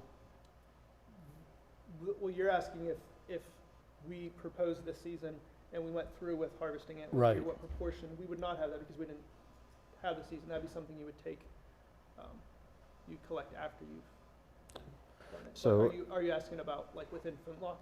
The Sorry, current I thought flintlock he was- season? Right, well, anything from January 2nd through the 20th. Whatever we're shooting. Yeah. You said in these areas, your goal is to harvest doe. Yeah. To most people, that's antlerless. And unfortunately, some of those antlerless deer, especially the longer the season goes, are gonna be bucks that have shed their racks. Would, Yeah. So we can try to get a closer look to the flintlock harvest currently and get a better understanding of what Understand. that could look Yeah. like. Okay, To, if we fine, would like that. thank you. I want to, geez, too close, follow up Ellen's question. Anecdotally, but I would like some evidence of that too, talking to shed hunters. This is anecdotal, and there's probably, I've never shed hunted, other than just stumbling across it, but anecdotally, it's a serious business, and they're knowing exactly when those big bucks are dropping, and the bigger the horns tend to drop earlier, is what I've been told. So Ellen, that's a good point. I'd want to see some of that data, because we'll lose hunters if that happens, number one. Number two, are you proposing 1 week between January 2nd and January 20th? No, it would be during that time frame. So it would run from the 20th, or from the 2nd through the 20th. Right, but not beyond the 20th. Right. Okay, thank you. Yes, yes. would we be able to look at some of that processor data as far as antlers dropped by bucks in our special regs areas where we already have extended seasons and extrapolate that out to what we may be looking at if we were to implement a season like this in other areas? Yeah, I can take a deep dive into our processor data and see what I can get. It is taken during the rifle season, which is slightly before that time, but we can get something to you. I would think we already have that data as far as when the bucks drop their antlers. We do, and it tends to be later than this season would be. I mean, Right. the majority of the bucks are going to be dropping their antlers after that season ends. So we're talking about a very small proportion. I'm sorry to jump in again. I'm a buck hunter. The muzzleloader data would have to be multiplied in some fashion because a muzzleloader is 70, 80, 100 yards. A rifle is 700. So a rifle's more effective killing. We're going to kill, if truly the bigger bucks are dropping their antlers Yeah. earlier, I have tremendous concern of that. I would just, to put it in perspective, we're talking about a very small percentage of the bucks But that you, potentially would be taken with this. but you said the data point, Dave. I'm sorry, maybe I'm obtuse on this issue, is that you're going to look at the muzzleloader data of how many bucks were shot that were shed.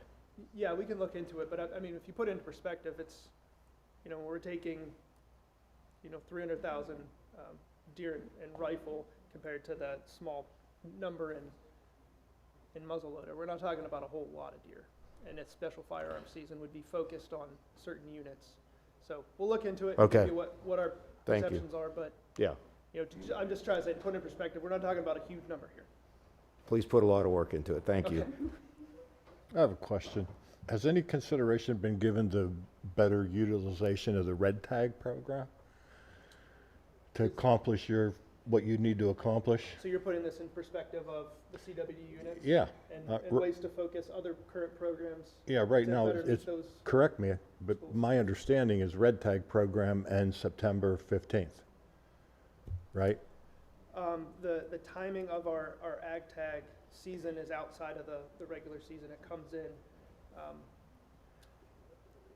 blanking on the start of the date, but that would be something that could be used outside of the regular hunting season, outside of this as well.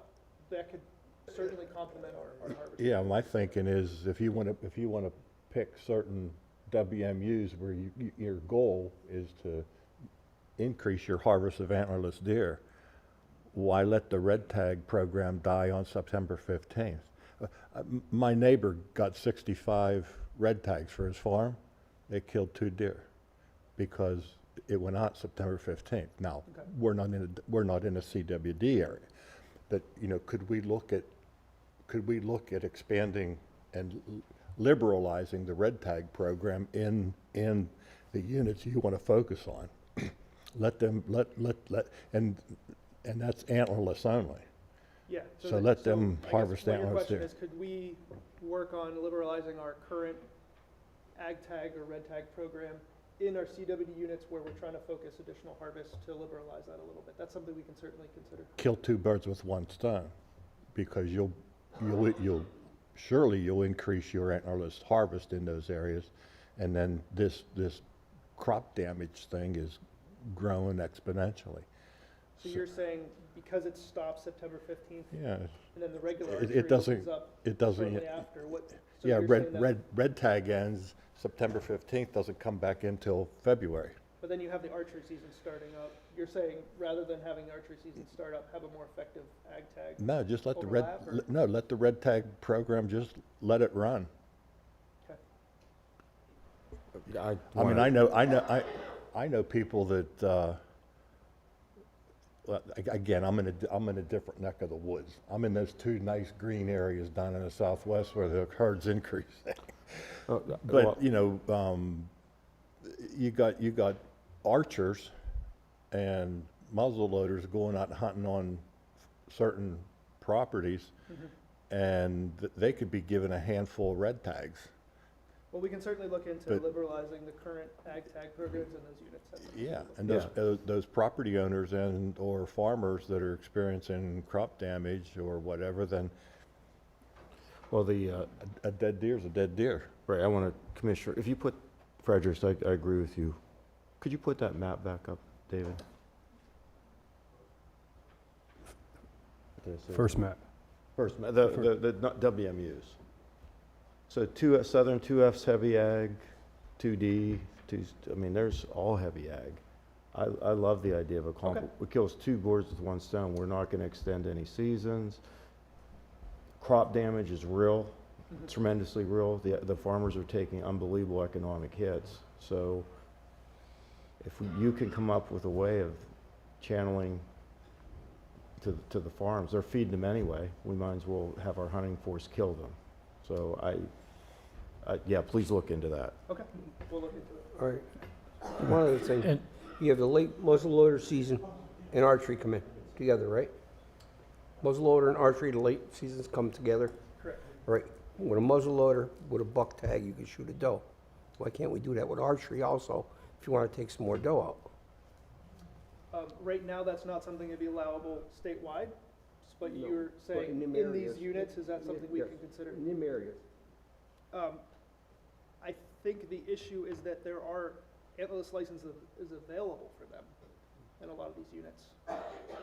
They don't sell out until late, right? So if that's something that they want to do, there are licenses available for them that they don't have to use their buck tag on. Is kind of Yeah, I'd like to, I'm jumping in. I wanted to say, and let them use rifles, no matter what time for the red tag. you're talking about red tag, Red tag. because he's talking about archery. No, I'm sorry, I couldn't hear you, I'm sorry. no, just red tag. So red tags, antlerless, rifle, no matter Correct. when if you Yeah, set it that's- for that's what 5 they're- months, That's currently allowable with the ag tag, red tag program. we need to, But not Push after the heck out of that. Not after September 15th. Correct. We'll oh, look into yeah. that. I echo Commissioner Fredericks. Let it open September 15th through January 20th and let rifles be used. Okay. That's an idea. 2 I- quick questions. I Oh, have Alan's speaking. personally used red tags on my property. It sounds great, but if you're a farmer, as I am, and you're feeding the deer, I'll tell you, it's almost impossible to shoot them. And the problem is, yeah, I know it sounds humorous to you. Most farmers don't have woodland. You can shoot a deer in the normal hunting hours. If you're out in that field in a fence row someplace and you shoot a deer at 6:30 in the morning, about 2 days in a row, how many deer do you think are going to come back up that fence row? If you're going to stand out in that field until quitting time, how many deer do you going to think is going to come out in that open field because there's no cover? But as soon as it's dark, guess where the smorgasbord is? And they're all over the place. You can go out there with a spotlight and you can spotlight 30 of them if you want. So right now, So the red tag is not the answer. And you can't use the red tag because we're worried about shooting a doe with fawns, and then you can't shoot them until, what is it, the 1st of September? It ends the 15th of September. Right. But the damage is already done until the red tags are available. The deer have already come out, and I don't think you can shoot until the 1st of February. No. so That's not, I don't think that's true. We'll check it. But So we for- have to look, just doing something with the red tag as it is now is not going to solve the problem. I'm not saying we can't do something and add to the red tag program, but the way it is now, it doesn't help me one bit. okay, so we're talking about agricultural damage in your Right. context. Yep. So ag tag is one of many programs that farmers have available to them, right? That uses hunters to do it during regular shooting hours with a rifle outside of the regular hunting season. And Correct. that is an option. They can do it, As a outs- landowner, they can do it A outside, farmer landowner, outside of regular yep, as a shooting. farmer, you can No, also wait, use wait, the what's state that? law. What did you say, Denny? You can do it outside of regular shooting hours. No, you can't. You can. So without using the game commission program, you can use the state law that allows you as the farmer to remove as many deer as you want year round. Even at nighttime. Deprivation permit. Correct. Dep- So there are other deprivation. options out there. I understand that, The but current what I'm, option that we have as the game commission, we do not have the ability to allow those extra opportunity, the nighttime, that kind of stuff. I within the ag understand. tag program. And that's what I'm saying to you, the red tag is not the answer to decrease deer herds on farm property. Okay. Are you That's tying all it I'm back saying. now to the CWD I'm talking, action here? or- well, and he was talking about CWD and so forth. Okay. But the problem again is once you chase deer, we all know they get smart. And they're not gonna be out in an open field that you can shoot them with a red tag if you don't have some kind of cover for them, and most farmers don't. So if I'm understanding this correctly, we have the idea that red tag could be expanded to help meet some of our CWD harvest goals within our CWD units. In those WMUs, Correct, that but we you're, have a concern that why, using that red tag and expanding it may not be as beneficial as That's we my, may cons- think. that's Is- my Is that a concern. good? Yes, yeah, that's that's exactly it. Okay. but why end at September 15th in your target areas? I don't know the answer to that Well, we question. can certainly take a deep dive into Yeah, that and look see at what we it. can come up with. I appreciate the concerns. I have a quick question, two quick questions. As we're looking at the extended season, what's the percentage of CWD positive deer between buck and doe? It really varies. And it also changes from year to year. So whenever we first detected it, for the first 6 years, there wasn't really a difference. Even in terms of when we find an initial detection in a new area, it could be anything. It can be a yearling doe, it can be an adult buck. So early on in infection, it doesn't matter. Once we got to the point of 6 or 7 years into the disease in 4A, we're starting to see a difference where adult males are starting to be higher than other age sex classes. But again, we need to be proactive and do this in areas not 6 or 7 years after we've had the disease. So that kind of gives you an idea of the time frame it takes to actually start to see that difference. So once they've been detected and once we've identified, is there the average age of a CWD positive deer? That also varies. In 4A, we are starting to pick up more in fawns because they can get it in utero. They believe that there are prions in milk. So really, any age can get it. It doesn't seem to be, we start to see fawns more once we've had it for longer. But again, whenever we detect it in a new area, it can be anything. Okay, thank you. Would you mind putting the survey data back up? Was that emailed to us? I can't remember. I don't remember, but I certainly can. Thank you. Yes.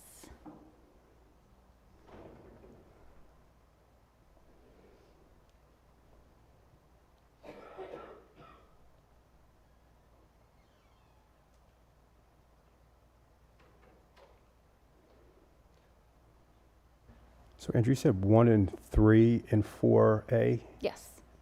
So to kind of elaborate on what she said, as you get into some of the lower prevalence rates, when we're in a unit that, maybe it's just starting to spread, and we're at like a 1 or 2, 3% prevalence rate, we really don't see a difference between females and males, but we do see much lower with fawns. So every year they're on the landscape, they have more chance of picking it up, right? So an older deer should have a higher probability of contracting the disease. So that percentage for your question of the age, it's going to mirror what your age is on the landscape primarily, but with the factor of, the longer they're in the landscape, more likely to pick it up. But when we start to look at our established area 4A, where the prevalence is now 30+%, that, like she said, that's where you start to see a little bit more of a breakdown in the age and sex, where we tend to see our older mature bucks. We're upwards of almost 45% this year of them coming back positive, whereas our yearling bucks and our adult does and yearling does are closer to like 25%.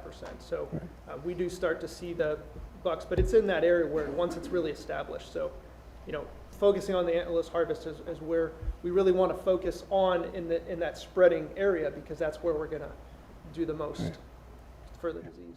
And you want to keep in mind too that while we may be starting to see a difference in that prevalence, there's a whole lot more does out there than there are adult bucks. So 24% in does could still be a higher number on the landscape than actual adult bucks. So it's something to kind of keep in mind when you're thinking about those numbers. Can you send us a presentation? I'm sorry? Can you send us this presentation? Oh, sure, yes. Can you do me a quick favor? The first map that you pulled up, can you pull that back up? So in, I guess, this 10 years, as we look out another 10 years, could we foresee what that coverage is going to be? There's certainly no way to stop natural deer movement, but I think if we don't take some of these measures early on, it's going to happen a lot faster. Certainly nobody can predict exactly what this is going to look like, but there are multiple tools we can use to try to slow it down.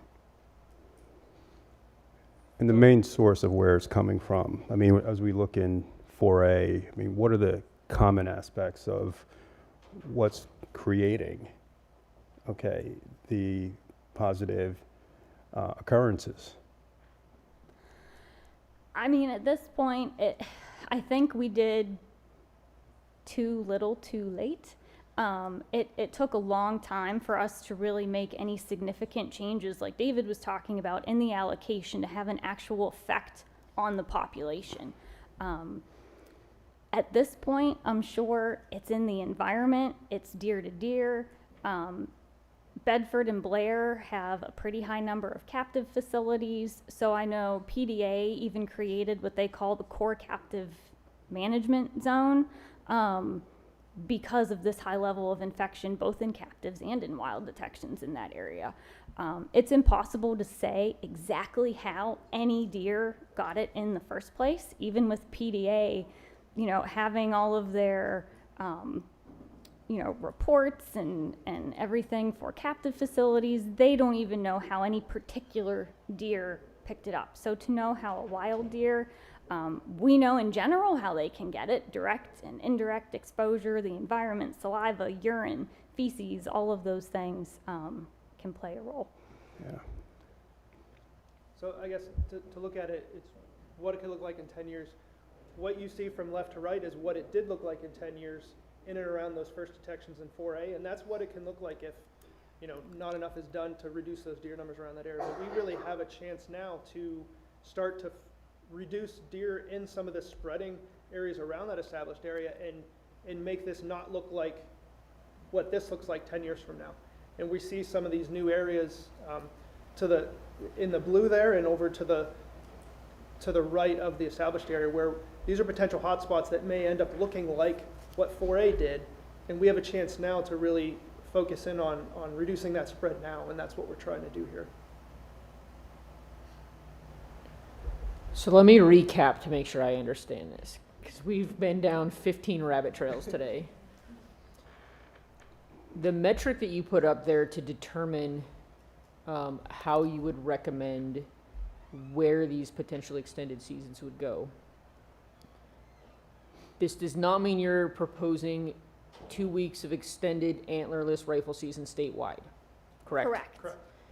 This does not mean you're proposing 2 weeks of extended antlerless season in every WMU that has CWD. Correct. Okay, so I think that's super important for all of us to make sure that we understand, and that really we're looking at those areas that we've reached the license saturation point, and folks need more time to harvest deer to get to your harvest goals. Yes. Okay, so, and you're probably not going to like this because biologists hate it when I ask them to like project into the future, but if you had to guess, understanding that you don't have this past year's harvest data yet, but you will by April, if you had to make a guess as to which one of these or ones of these management units would likely fall under your proposed recommendation for extended seasons, what would those be? Those ones. So this is all, again, going to depend if we met that target. If 2C met the target, we don't even need to look at how quickly it's sold out. If they're meeting it with that allocation, that's all that matters. These are the ones that did reach over the counter. So if they don't meet the target, then they could get the extended season. But again, that will depend. But based on what we know at this point, those are the ones that are most likely. So, and then considering 4C, because we don't know what's going on there, Right. other than we're probably going to increase allocations because they missed that increased deadline. We're looking at as many as 6 or as little as 0. Yes. Or, As well, many as 5. as little as As 0. okay, as many as 5 Yep. or as little as 0 Yeah. for this potential extended season structure. Mhm. Okay, perfect. Thank you. I have a higher level question regarding the management altogether, and I'm sure you've covered this before, but just to refresh our memories, there are examples out there of how not to manage this, right? And so I'm just wondering, this, the parameters that you're setting here, how did you come to the decision of those parameters? Is it based on a successful control of CWD in another state, or can you just give us a little bit of a background on? So are you referring to this 2 additional deer per square mile, or the actual season timing, or No. everything? No, the actual 2 additional deer per square mile, and just your general approach with the containment areas and things like that. I mean, are you following a roadmap of another state that has done something similar? So the 2 additional deer, that's more David's shop in terms of how quickly can you get a change in the population. So Sure. So when we come to the board and explain the changes we make each year with our allocations, if our objective is to stabilize deer numbers, then our target is just to keep that same harvest. And you might see the allocation go up or down. to meet that. If our objective is to reduce deer numbers for whatever reason, what we typically have done is we turn the knob to meet an additional harvest of additional 1 deer per square mile for goals such as forest impacts and whatnot. And we've used that in the past for CWD. We've even gone up to 1.5. The newest CWD management plan has gone with an additional 2 to try to be a little bit quicker to get the population down, because we've been doing this for 5 years and we are not seeing that population trend go down. So we're moving it up to 2. We're going to keep it at that level, monitor the population. So we're not talking about increasing it by 2 every year, but rather we're going to do this increase by 2, see if the population trends go down, and then we're going to monitor our CWD prevalence from our samples. And that prevalence curve, what we're trying to do there is not allow it to keep going up and up and up, right? So that's kind of the ultimate goal here. What we're trying to get to is slow that spread, that CWD prevalence, start to reduce that population, and hopefully that will happen in the future. Does that answer your question? Yeah, I guess I was just wondering if there are case studies out there that prove that the 2 is enough. Is it aggressive enough to actually slow it down? So it's been very difficult for other states to be successful in actually reducing deer numbers. But what we have seen in the Wisconsin, Illinois area is there's enough difference in habitat that there's naturally different deer densities. So in areas where the deer densities are higher is where the prevalence tends to be higher. In areas where it's lower, the prevalence tends to be lower and stay lower. And that's the best representation we have, that these population reductions and having lower densities can actually have a good effect on CWD.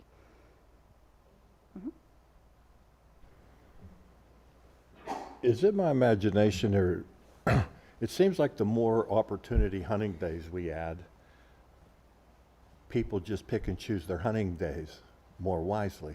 So what we find from some of the hunter surveys we do is that's certainly going to be a component, right? So look at the archery season. We added additional week. Did we see that hunters hunted a bunch more days? Maybe, maybe not. Some may have, some may not have. But the idea here is, instead of proposing extended seasons on all, archery and whatnot, this is something that's kind of focused in on the firearms, which are a much more effective option. Right. And in a time when they can't use them. Right. So it's not adding to an existing season, but rather like a focused firearm season. It's not like we're adding a couple more days to the regular rifle season or something like that. It's Do you see that as adding an incentive? Because that was going to be my next question. Have you all talked about the possibility of incentivizing? There's certainly going to be an incentive if you cannot hunt elsewhere in the state, where you can't use a rifle elsewhere in the state, but you can in these particular units. That there's certainly opens up an incentive for, I would agree. for a new hunter effort. And since we're seeing that kind of saturation in our ability to take antlerless deer with the current hunters that are there, that could certainly be a helpful component to reach our target goals. I think it's a great first step, but my feelings are that we're to the point now that we have provided so much opportunity, and hunter numbers are falling, that we're going to have to find some kind of incentive to get them to go out and get the job done that we need done. I have no idea what that would be. That's up to you guys. Well, this is our first step, hopefully. It's a All first. so It's a first step. If we looked at 4A, we haven't sold out of licenses. We continue on that path of just going with our current season structure and trying to increase allocation any further. Are we going to increase our female harvest? Probably not, right? So this is our first step of expanding that opportunity so that more of those licenses that we give out can be filled and hopefully meet those harvest targets. And, Okay. that's kind of where we're going with this. Good answer. And that was another reason we added that to the survey that we did of, if you were offered an extended season, would you use it? And 68% of them said they either would or they might. And if we had to change that question, we probably should have, done the preference for the season first. So I think when they answered I might use it, was probably dependent upon when would it occur. And we know with surveys what they actually do and what they say they're going to do isn't always the same, but that at least gives us a good direction of, people at least have an intent of using the season. Thank you.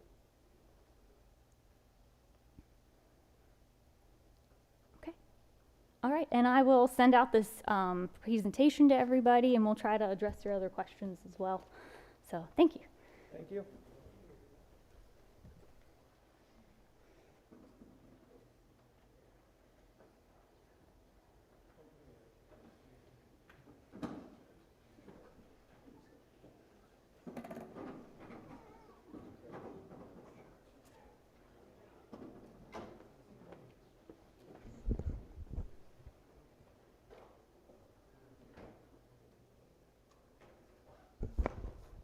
Well, that's a hard act to follow.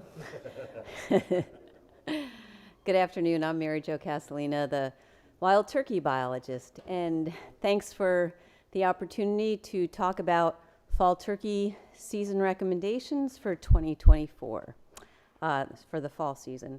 So just as a reminder, 3 years ago in 2021, we reduced fall season lengths in 15 wildlife management units and eliminated rifles statewide in an effort to reduce the fall turkey harvest. Let's see here. Okay, I have to remember how to use this. So we did achieve that goal of reducing harvest, as you can see here on the right. Let's see where my pointer is. So we reduced during the first 2 years after season reductions and rifle elimination, we reduced the harvest by 18%, but we also reduced the number of hunters, and that percentage decreased by 23% during the same time period, 2021 and 2022.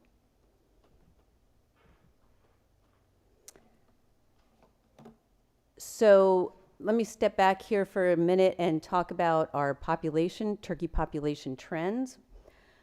So we know now that new data analysis of long-term population trends revealed that our spring harvest per square mile metric that we had been using without consideration of hunter effort is no longer a reliable way to track turkey populations due to the declining harvest in the spring. So instead, we began using spring harvest per effort, and that effort is the number of days hunters spend hunting. And so that actually provides a reliable metric to track turkey populations, and that's what you're seeing here in this slide. So this shows the long-term population trends since 2003, so a 21-year period. And it shows stable populations in 14 units shown in the white. 5 units shown in the green have increasing long-term population trends, management units 2A, C, D, and E, and 5A. And then decreasing long-term population trends in 3 units, management units 3D, 4C, and 5B. Okay, so then we also looked at hunter opinion.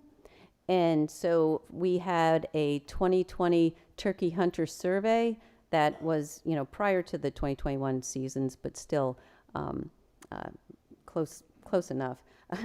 And turkey hunters also think that populations are about right in most of the wildlife management units there, shown in the green, whereas 7 units, hunters do think that the populations are too low, 1B, 2G, 3A, 3D, 4C and E, and 5C. So given those two metrics, then we evaluated the impact of the 2021 fall season changes. And we've also been working quite extensively with Penn State University to develop a new fall season recommendation framework. But in the meantime, while we're finalizing that framework, we've developed here, shown here, this short-term framework that accounts for the long-term population trends over on the left and hunter opinion on the right. So you can see here with this framework, Areas where we have, on the left, where we have increasing or stable turkey population trends, and hunter opinion is that the turkey population is just right. For the 2024 fall season, we're recommending a season length increase. Now, on the opposite end, where we have turkey population trends decreasing and hunter opinion of the population is too low, then we're recommending decreasing season length. If hunters feel that the population is just right, then we're recommending no change. Now, keep in mind here, we do have a stepwise process for how we change our fall turkey seasons, shown here on this slide. So for areas where we have turkey seasons, we start off with a 3-day season, and then we progress to 1 week, go up to 2 weeks, and then after 2 weeks, the next step is to allow that 3-day Thanksgiving season. And then the final, the longest season will be 3 weeks plus that 3-day Thanksgiving season. So with that in mind, and with the framework, this is our recommendation for the 2024 season, to increase season length in 12 units, decrease the season in 2 units, and the remainder remain the same. So to just give you an idea of exactly what that looks like, I have this table here. So we have on the set of season lengths on the left is the weeks of the regular November season, and I have the left column is the 2024 recommended season lengths, and then I just have on the next to it to the right the 2021 to 2023 seasons that have been in place, just as a comparison. So with that, you can see there's 8 wildlife management units that we're recommending a 1-week season length increase, and then 2 management units there in the red that we're recommending a 1-week season decrease. And then over to the right set is our Thanksgiving season, again with the 2024 recommendations, the first column, and then compared to what we had 2021 to 2023. With 4 seasons, we're recommending opening the Thanksgiving season because we have a 2-week season there already. So those would be 2A, 2F, 3B, and 3C. So that's it. My presentation is pretty short, so I would like to entertain any questions. Hi, Mary Jo. Good to see you again. Hey, question for you. These recommendations of increase and decrease, what are they based off? Are they based off of surveys? Well, yes, so they're based off of both the, they're based off of the population trends, so long-term population trends, so it's the spring harvest per hunter effort, and then they're also based on hunter opinion from the 2020 Turkey Hunter Survey. And we're also going to be implementing another survey here after the commission meeting with Penn State for the 2023 fall turkey hunting season. So everything is based off of the survey on Well, it's, yes, so it's the Spring Turkey Hunter Survey data as well as this Turkey Hunter Opinion Survey currently. And we're working with Penn State to redo our structured decision-making process for the fall season framework.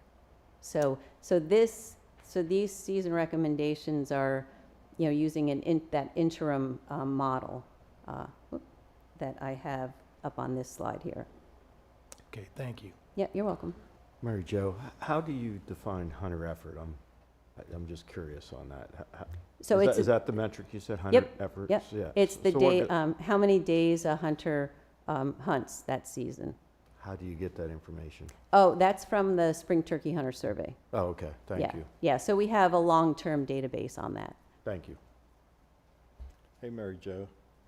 in those areas where the population is stable or increasing, what would it take to convince you to let the youth day go all day in the spring? A lot. So the youth day opens, the youth day is prior to the median date of nest incubation initiation. And so, you know, increasing hunter effort and harvest on prior to nest incubation initiation is definitely not recommended, even in areas where we have stable and increasing populations. Okay. That, you know, it's, yeah. Even just one day? I mean, I just know so many people that take a youth out in the morning, and then they could take another one out in the afternoon, but you won't recommend that. I do not recommend that. Well, then I'm on your side. Mary Jo, quick question for you. Knowing that folks that go out spring gobbler hunting are looking to hear the gobble, right? Like that gets them fired up and gets them out there. Has hunter effort in the spring decreased due to what hunters maybe are seeing or hearing? Or how could that metric that we're looking at now maybe differ from what we were looking at before? Hunter effort does vary a little bit, you know, from year to year. And you're right, it just depends. You know, it's anywhere from, you know, 1 million, season-wide, is anywhere from 800,000 to, you know, over 1 million days. And, but keep in mind, we're looking at long-term trends. And we've learned, you know, we are learning a lot with, you know, with our integrated population model, that we really need to focus on the long-term population trends, because, you know, when I was trying to manage 3 to 5 year trends, hunter efforts, you know, the number of hunters, as well as, you know, recruitment just varies so much from year to year. So that long-term trend is really what is really allowing us to know how to manage those turkey populations and what those turkey population trends are doing. Okay. Yeah, I've been hearing from turkey hunters that are concerned just with I mean, we've been talking so long about turkey population declines. And knowing that our fall season structure is how we can, as wildlife managers, can impact that either positively or negatively. Because people, you know, we just talked about deer and needing to harvest more deer, and we've got turkey hunters going, man, does this make our seasons too liberal? So just those are the concerns that we're hearing, the rumbling in the trenches, and just making sure that we're kind of covering those bases, and then not having to backpedal on that, you know, in a few years. Yeah, I think one of the take-home messages is, you know, I think I failed in the past of looking at those shorter-term population trends, simply because, you know, turkey populations are short-lived species, you know, 3 to 5 years, that's it. And so, you know, when we were concentrating on those 3 to 5 year trends, we were just, you know, grabbing one recruitment year of turkeys and following them through. So, you know, I mean, turkey populations vary tremendously from year to year. So being able to look at that longer term trend is really what helps us to make those decisions on our management.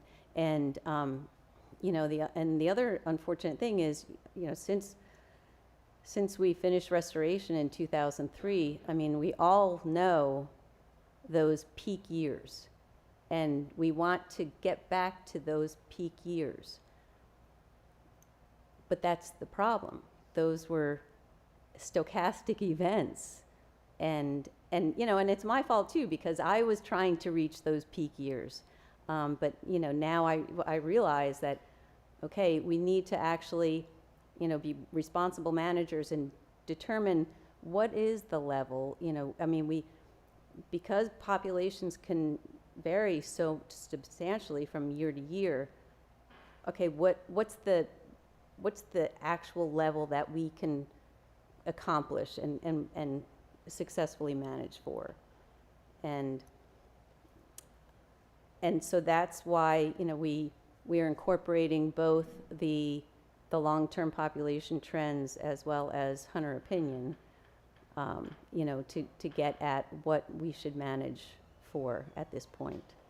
So kind of looking into the future then, is it reasonable to say that year to year there could be tremendous variance like this moving forward, and that's kind of the new norm in turkey population management? Yeah. Okay. Yeah.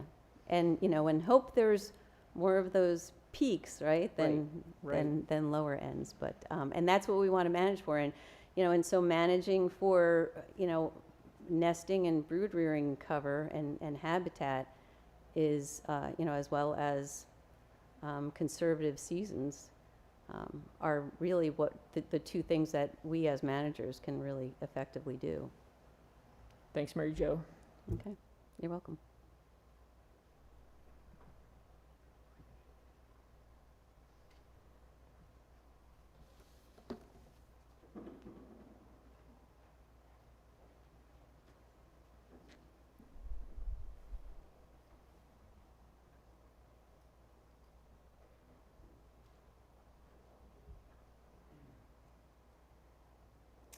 All right. Thank you all for sticking this out with me. I believe I'll be the last one of the day. And especially thank you to our board and executive staff for having me here. My name is Andrew Ward. I'm the quail, pheasant, and dove biologist here to talk to you today about our northern bobwhite reintroduction. We have a lot of things. Those of us that are passionate about wildlife have a lot of things to be excited about here in Pennsylvania. But our quail program, especially this year, because bobwhite are returning to Pennsylvania this March. We're entering into the next chapter of our modern quail program that began over a decade ago. In 2011, we had a management plan that dictated a path to assess whether we had a wild quail population at all, and then steps to either manage that population or take steps to reintroduce if need be. Those surveys did indicate that quail are an extirpated species or locally extinct from Pennsylvania, likely happening in about the 1990s or early 2000s. So we took those latter steps, following our plan, updating that management plan, finding a reintroduction site with our great partners at Letterkenny County Army Depot, and then putting in the work to make it happen.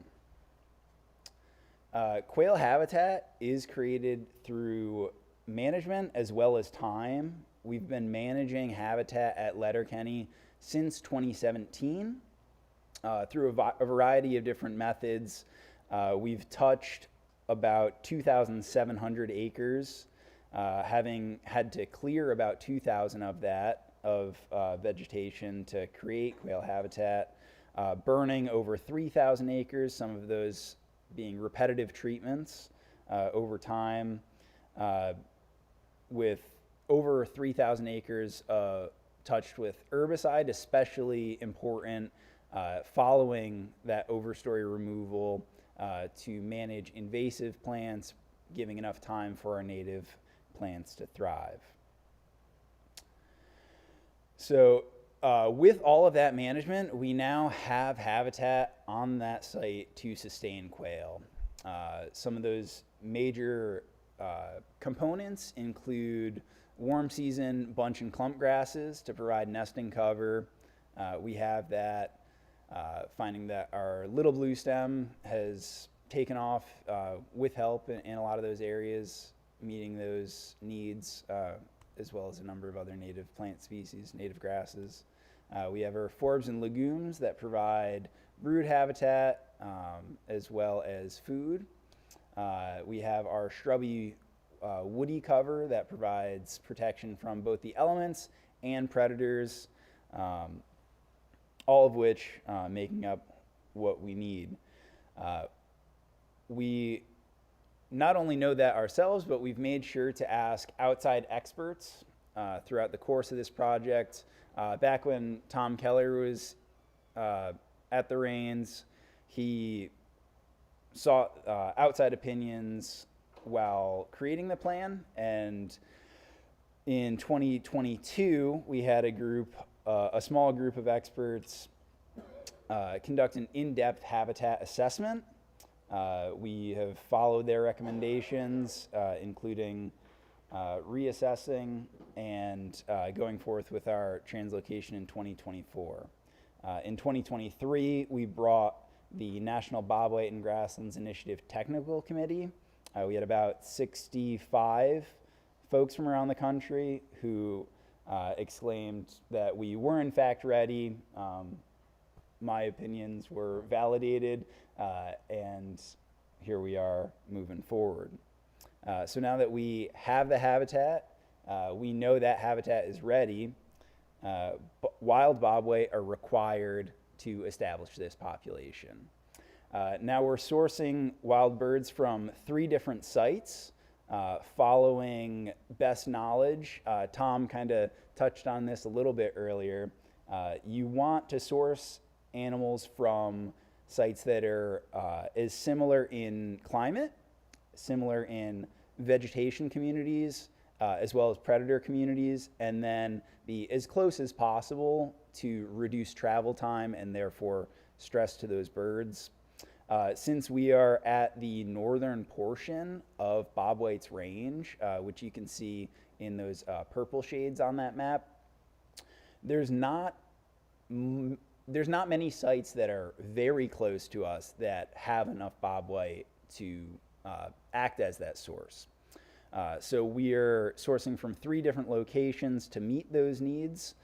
Fort Barfoot in Virginia is our closest. We'll be sourcing from about up to 25 birds from there.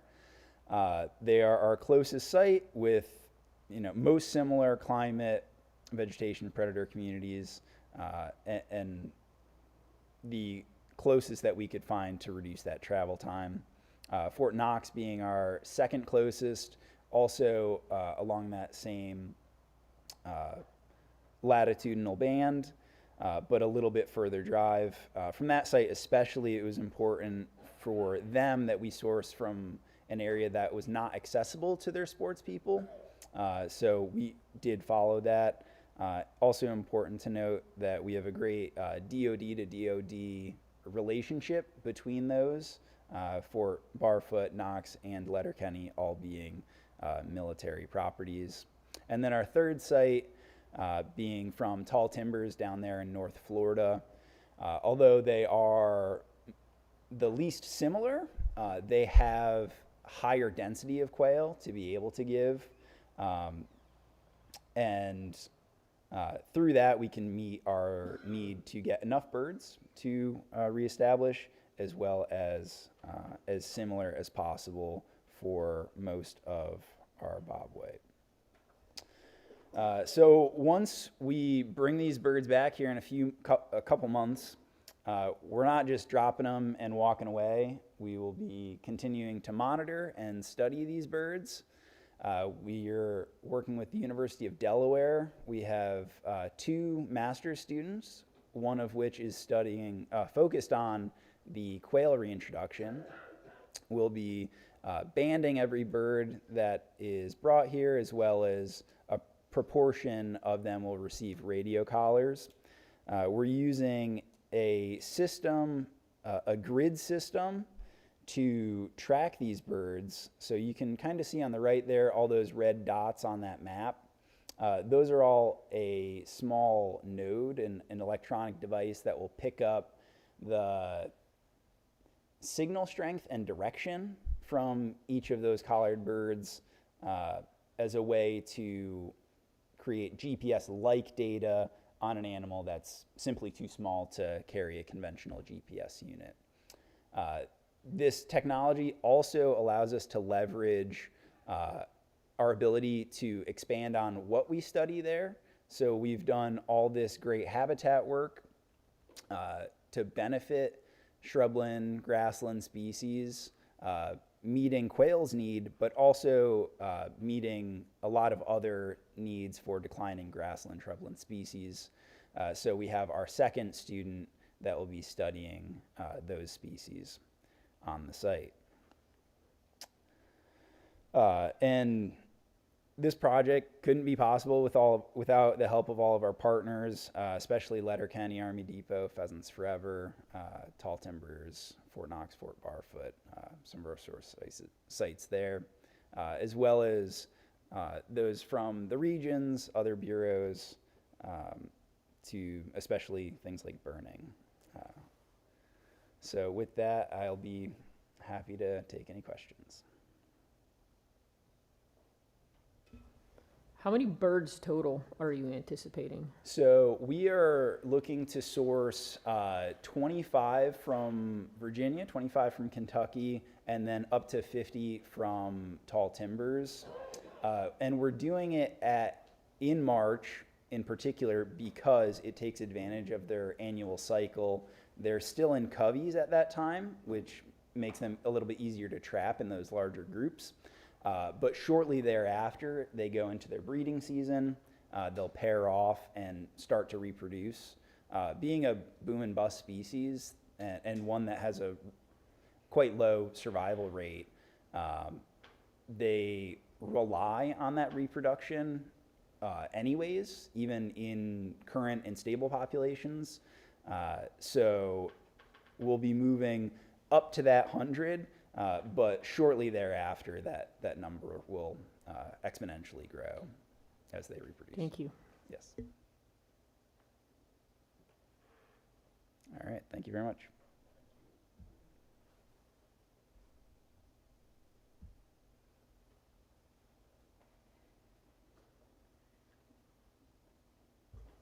Well, that concludes our staff reports for today. Thank you for joining, and we will be back tomorrow morning for our formal agenda. Have a good night, everyone.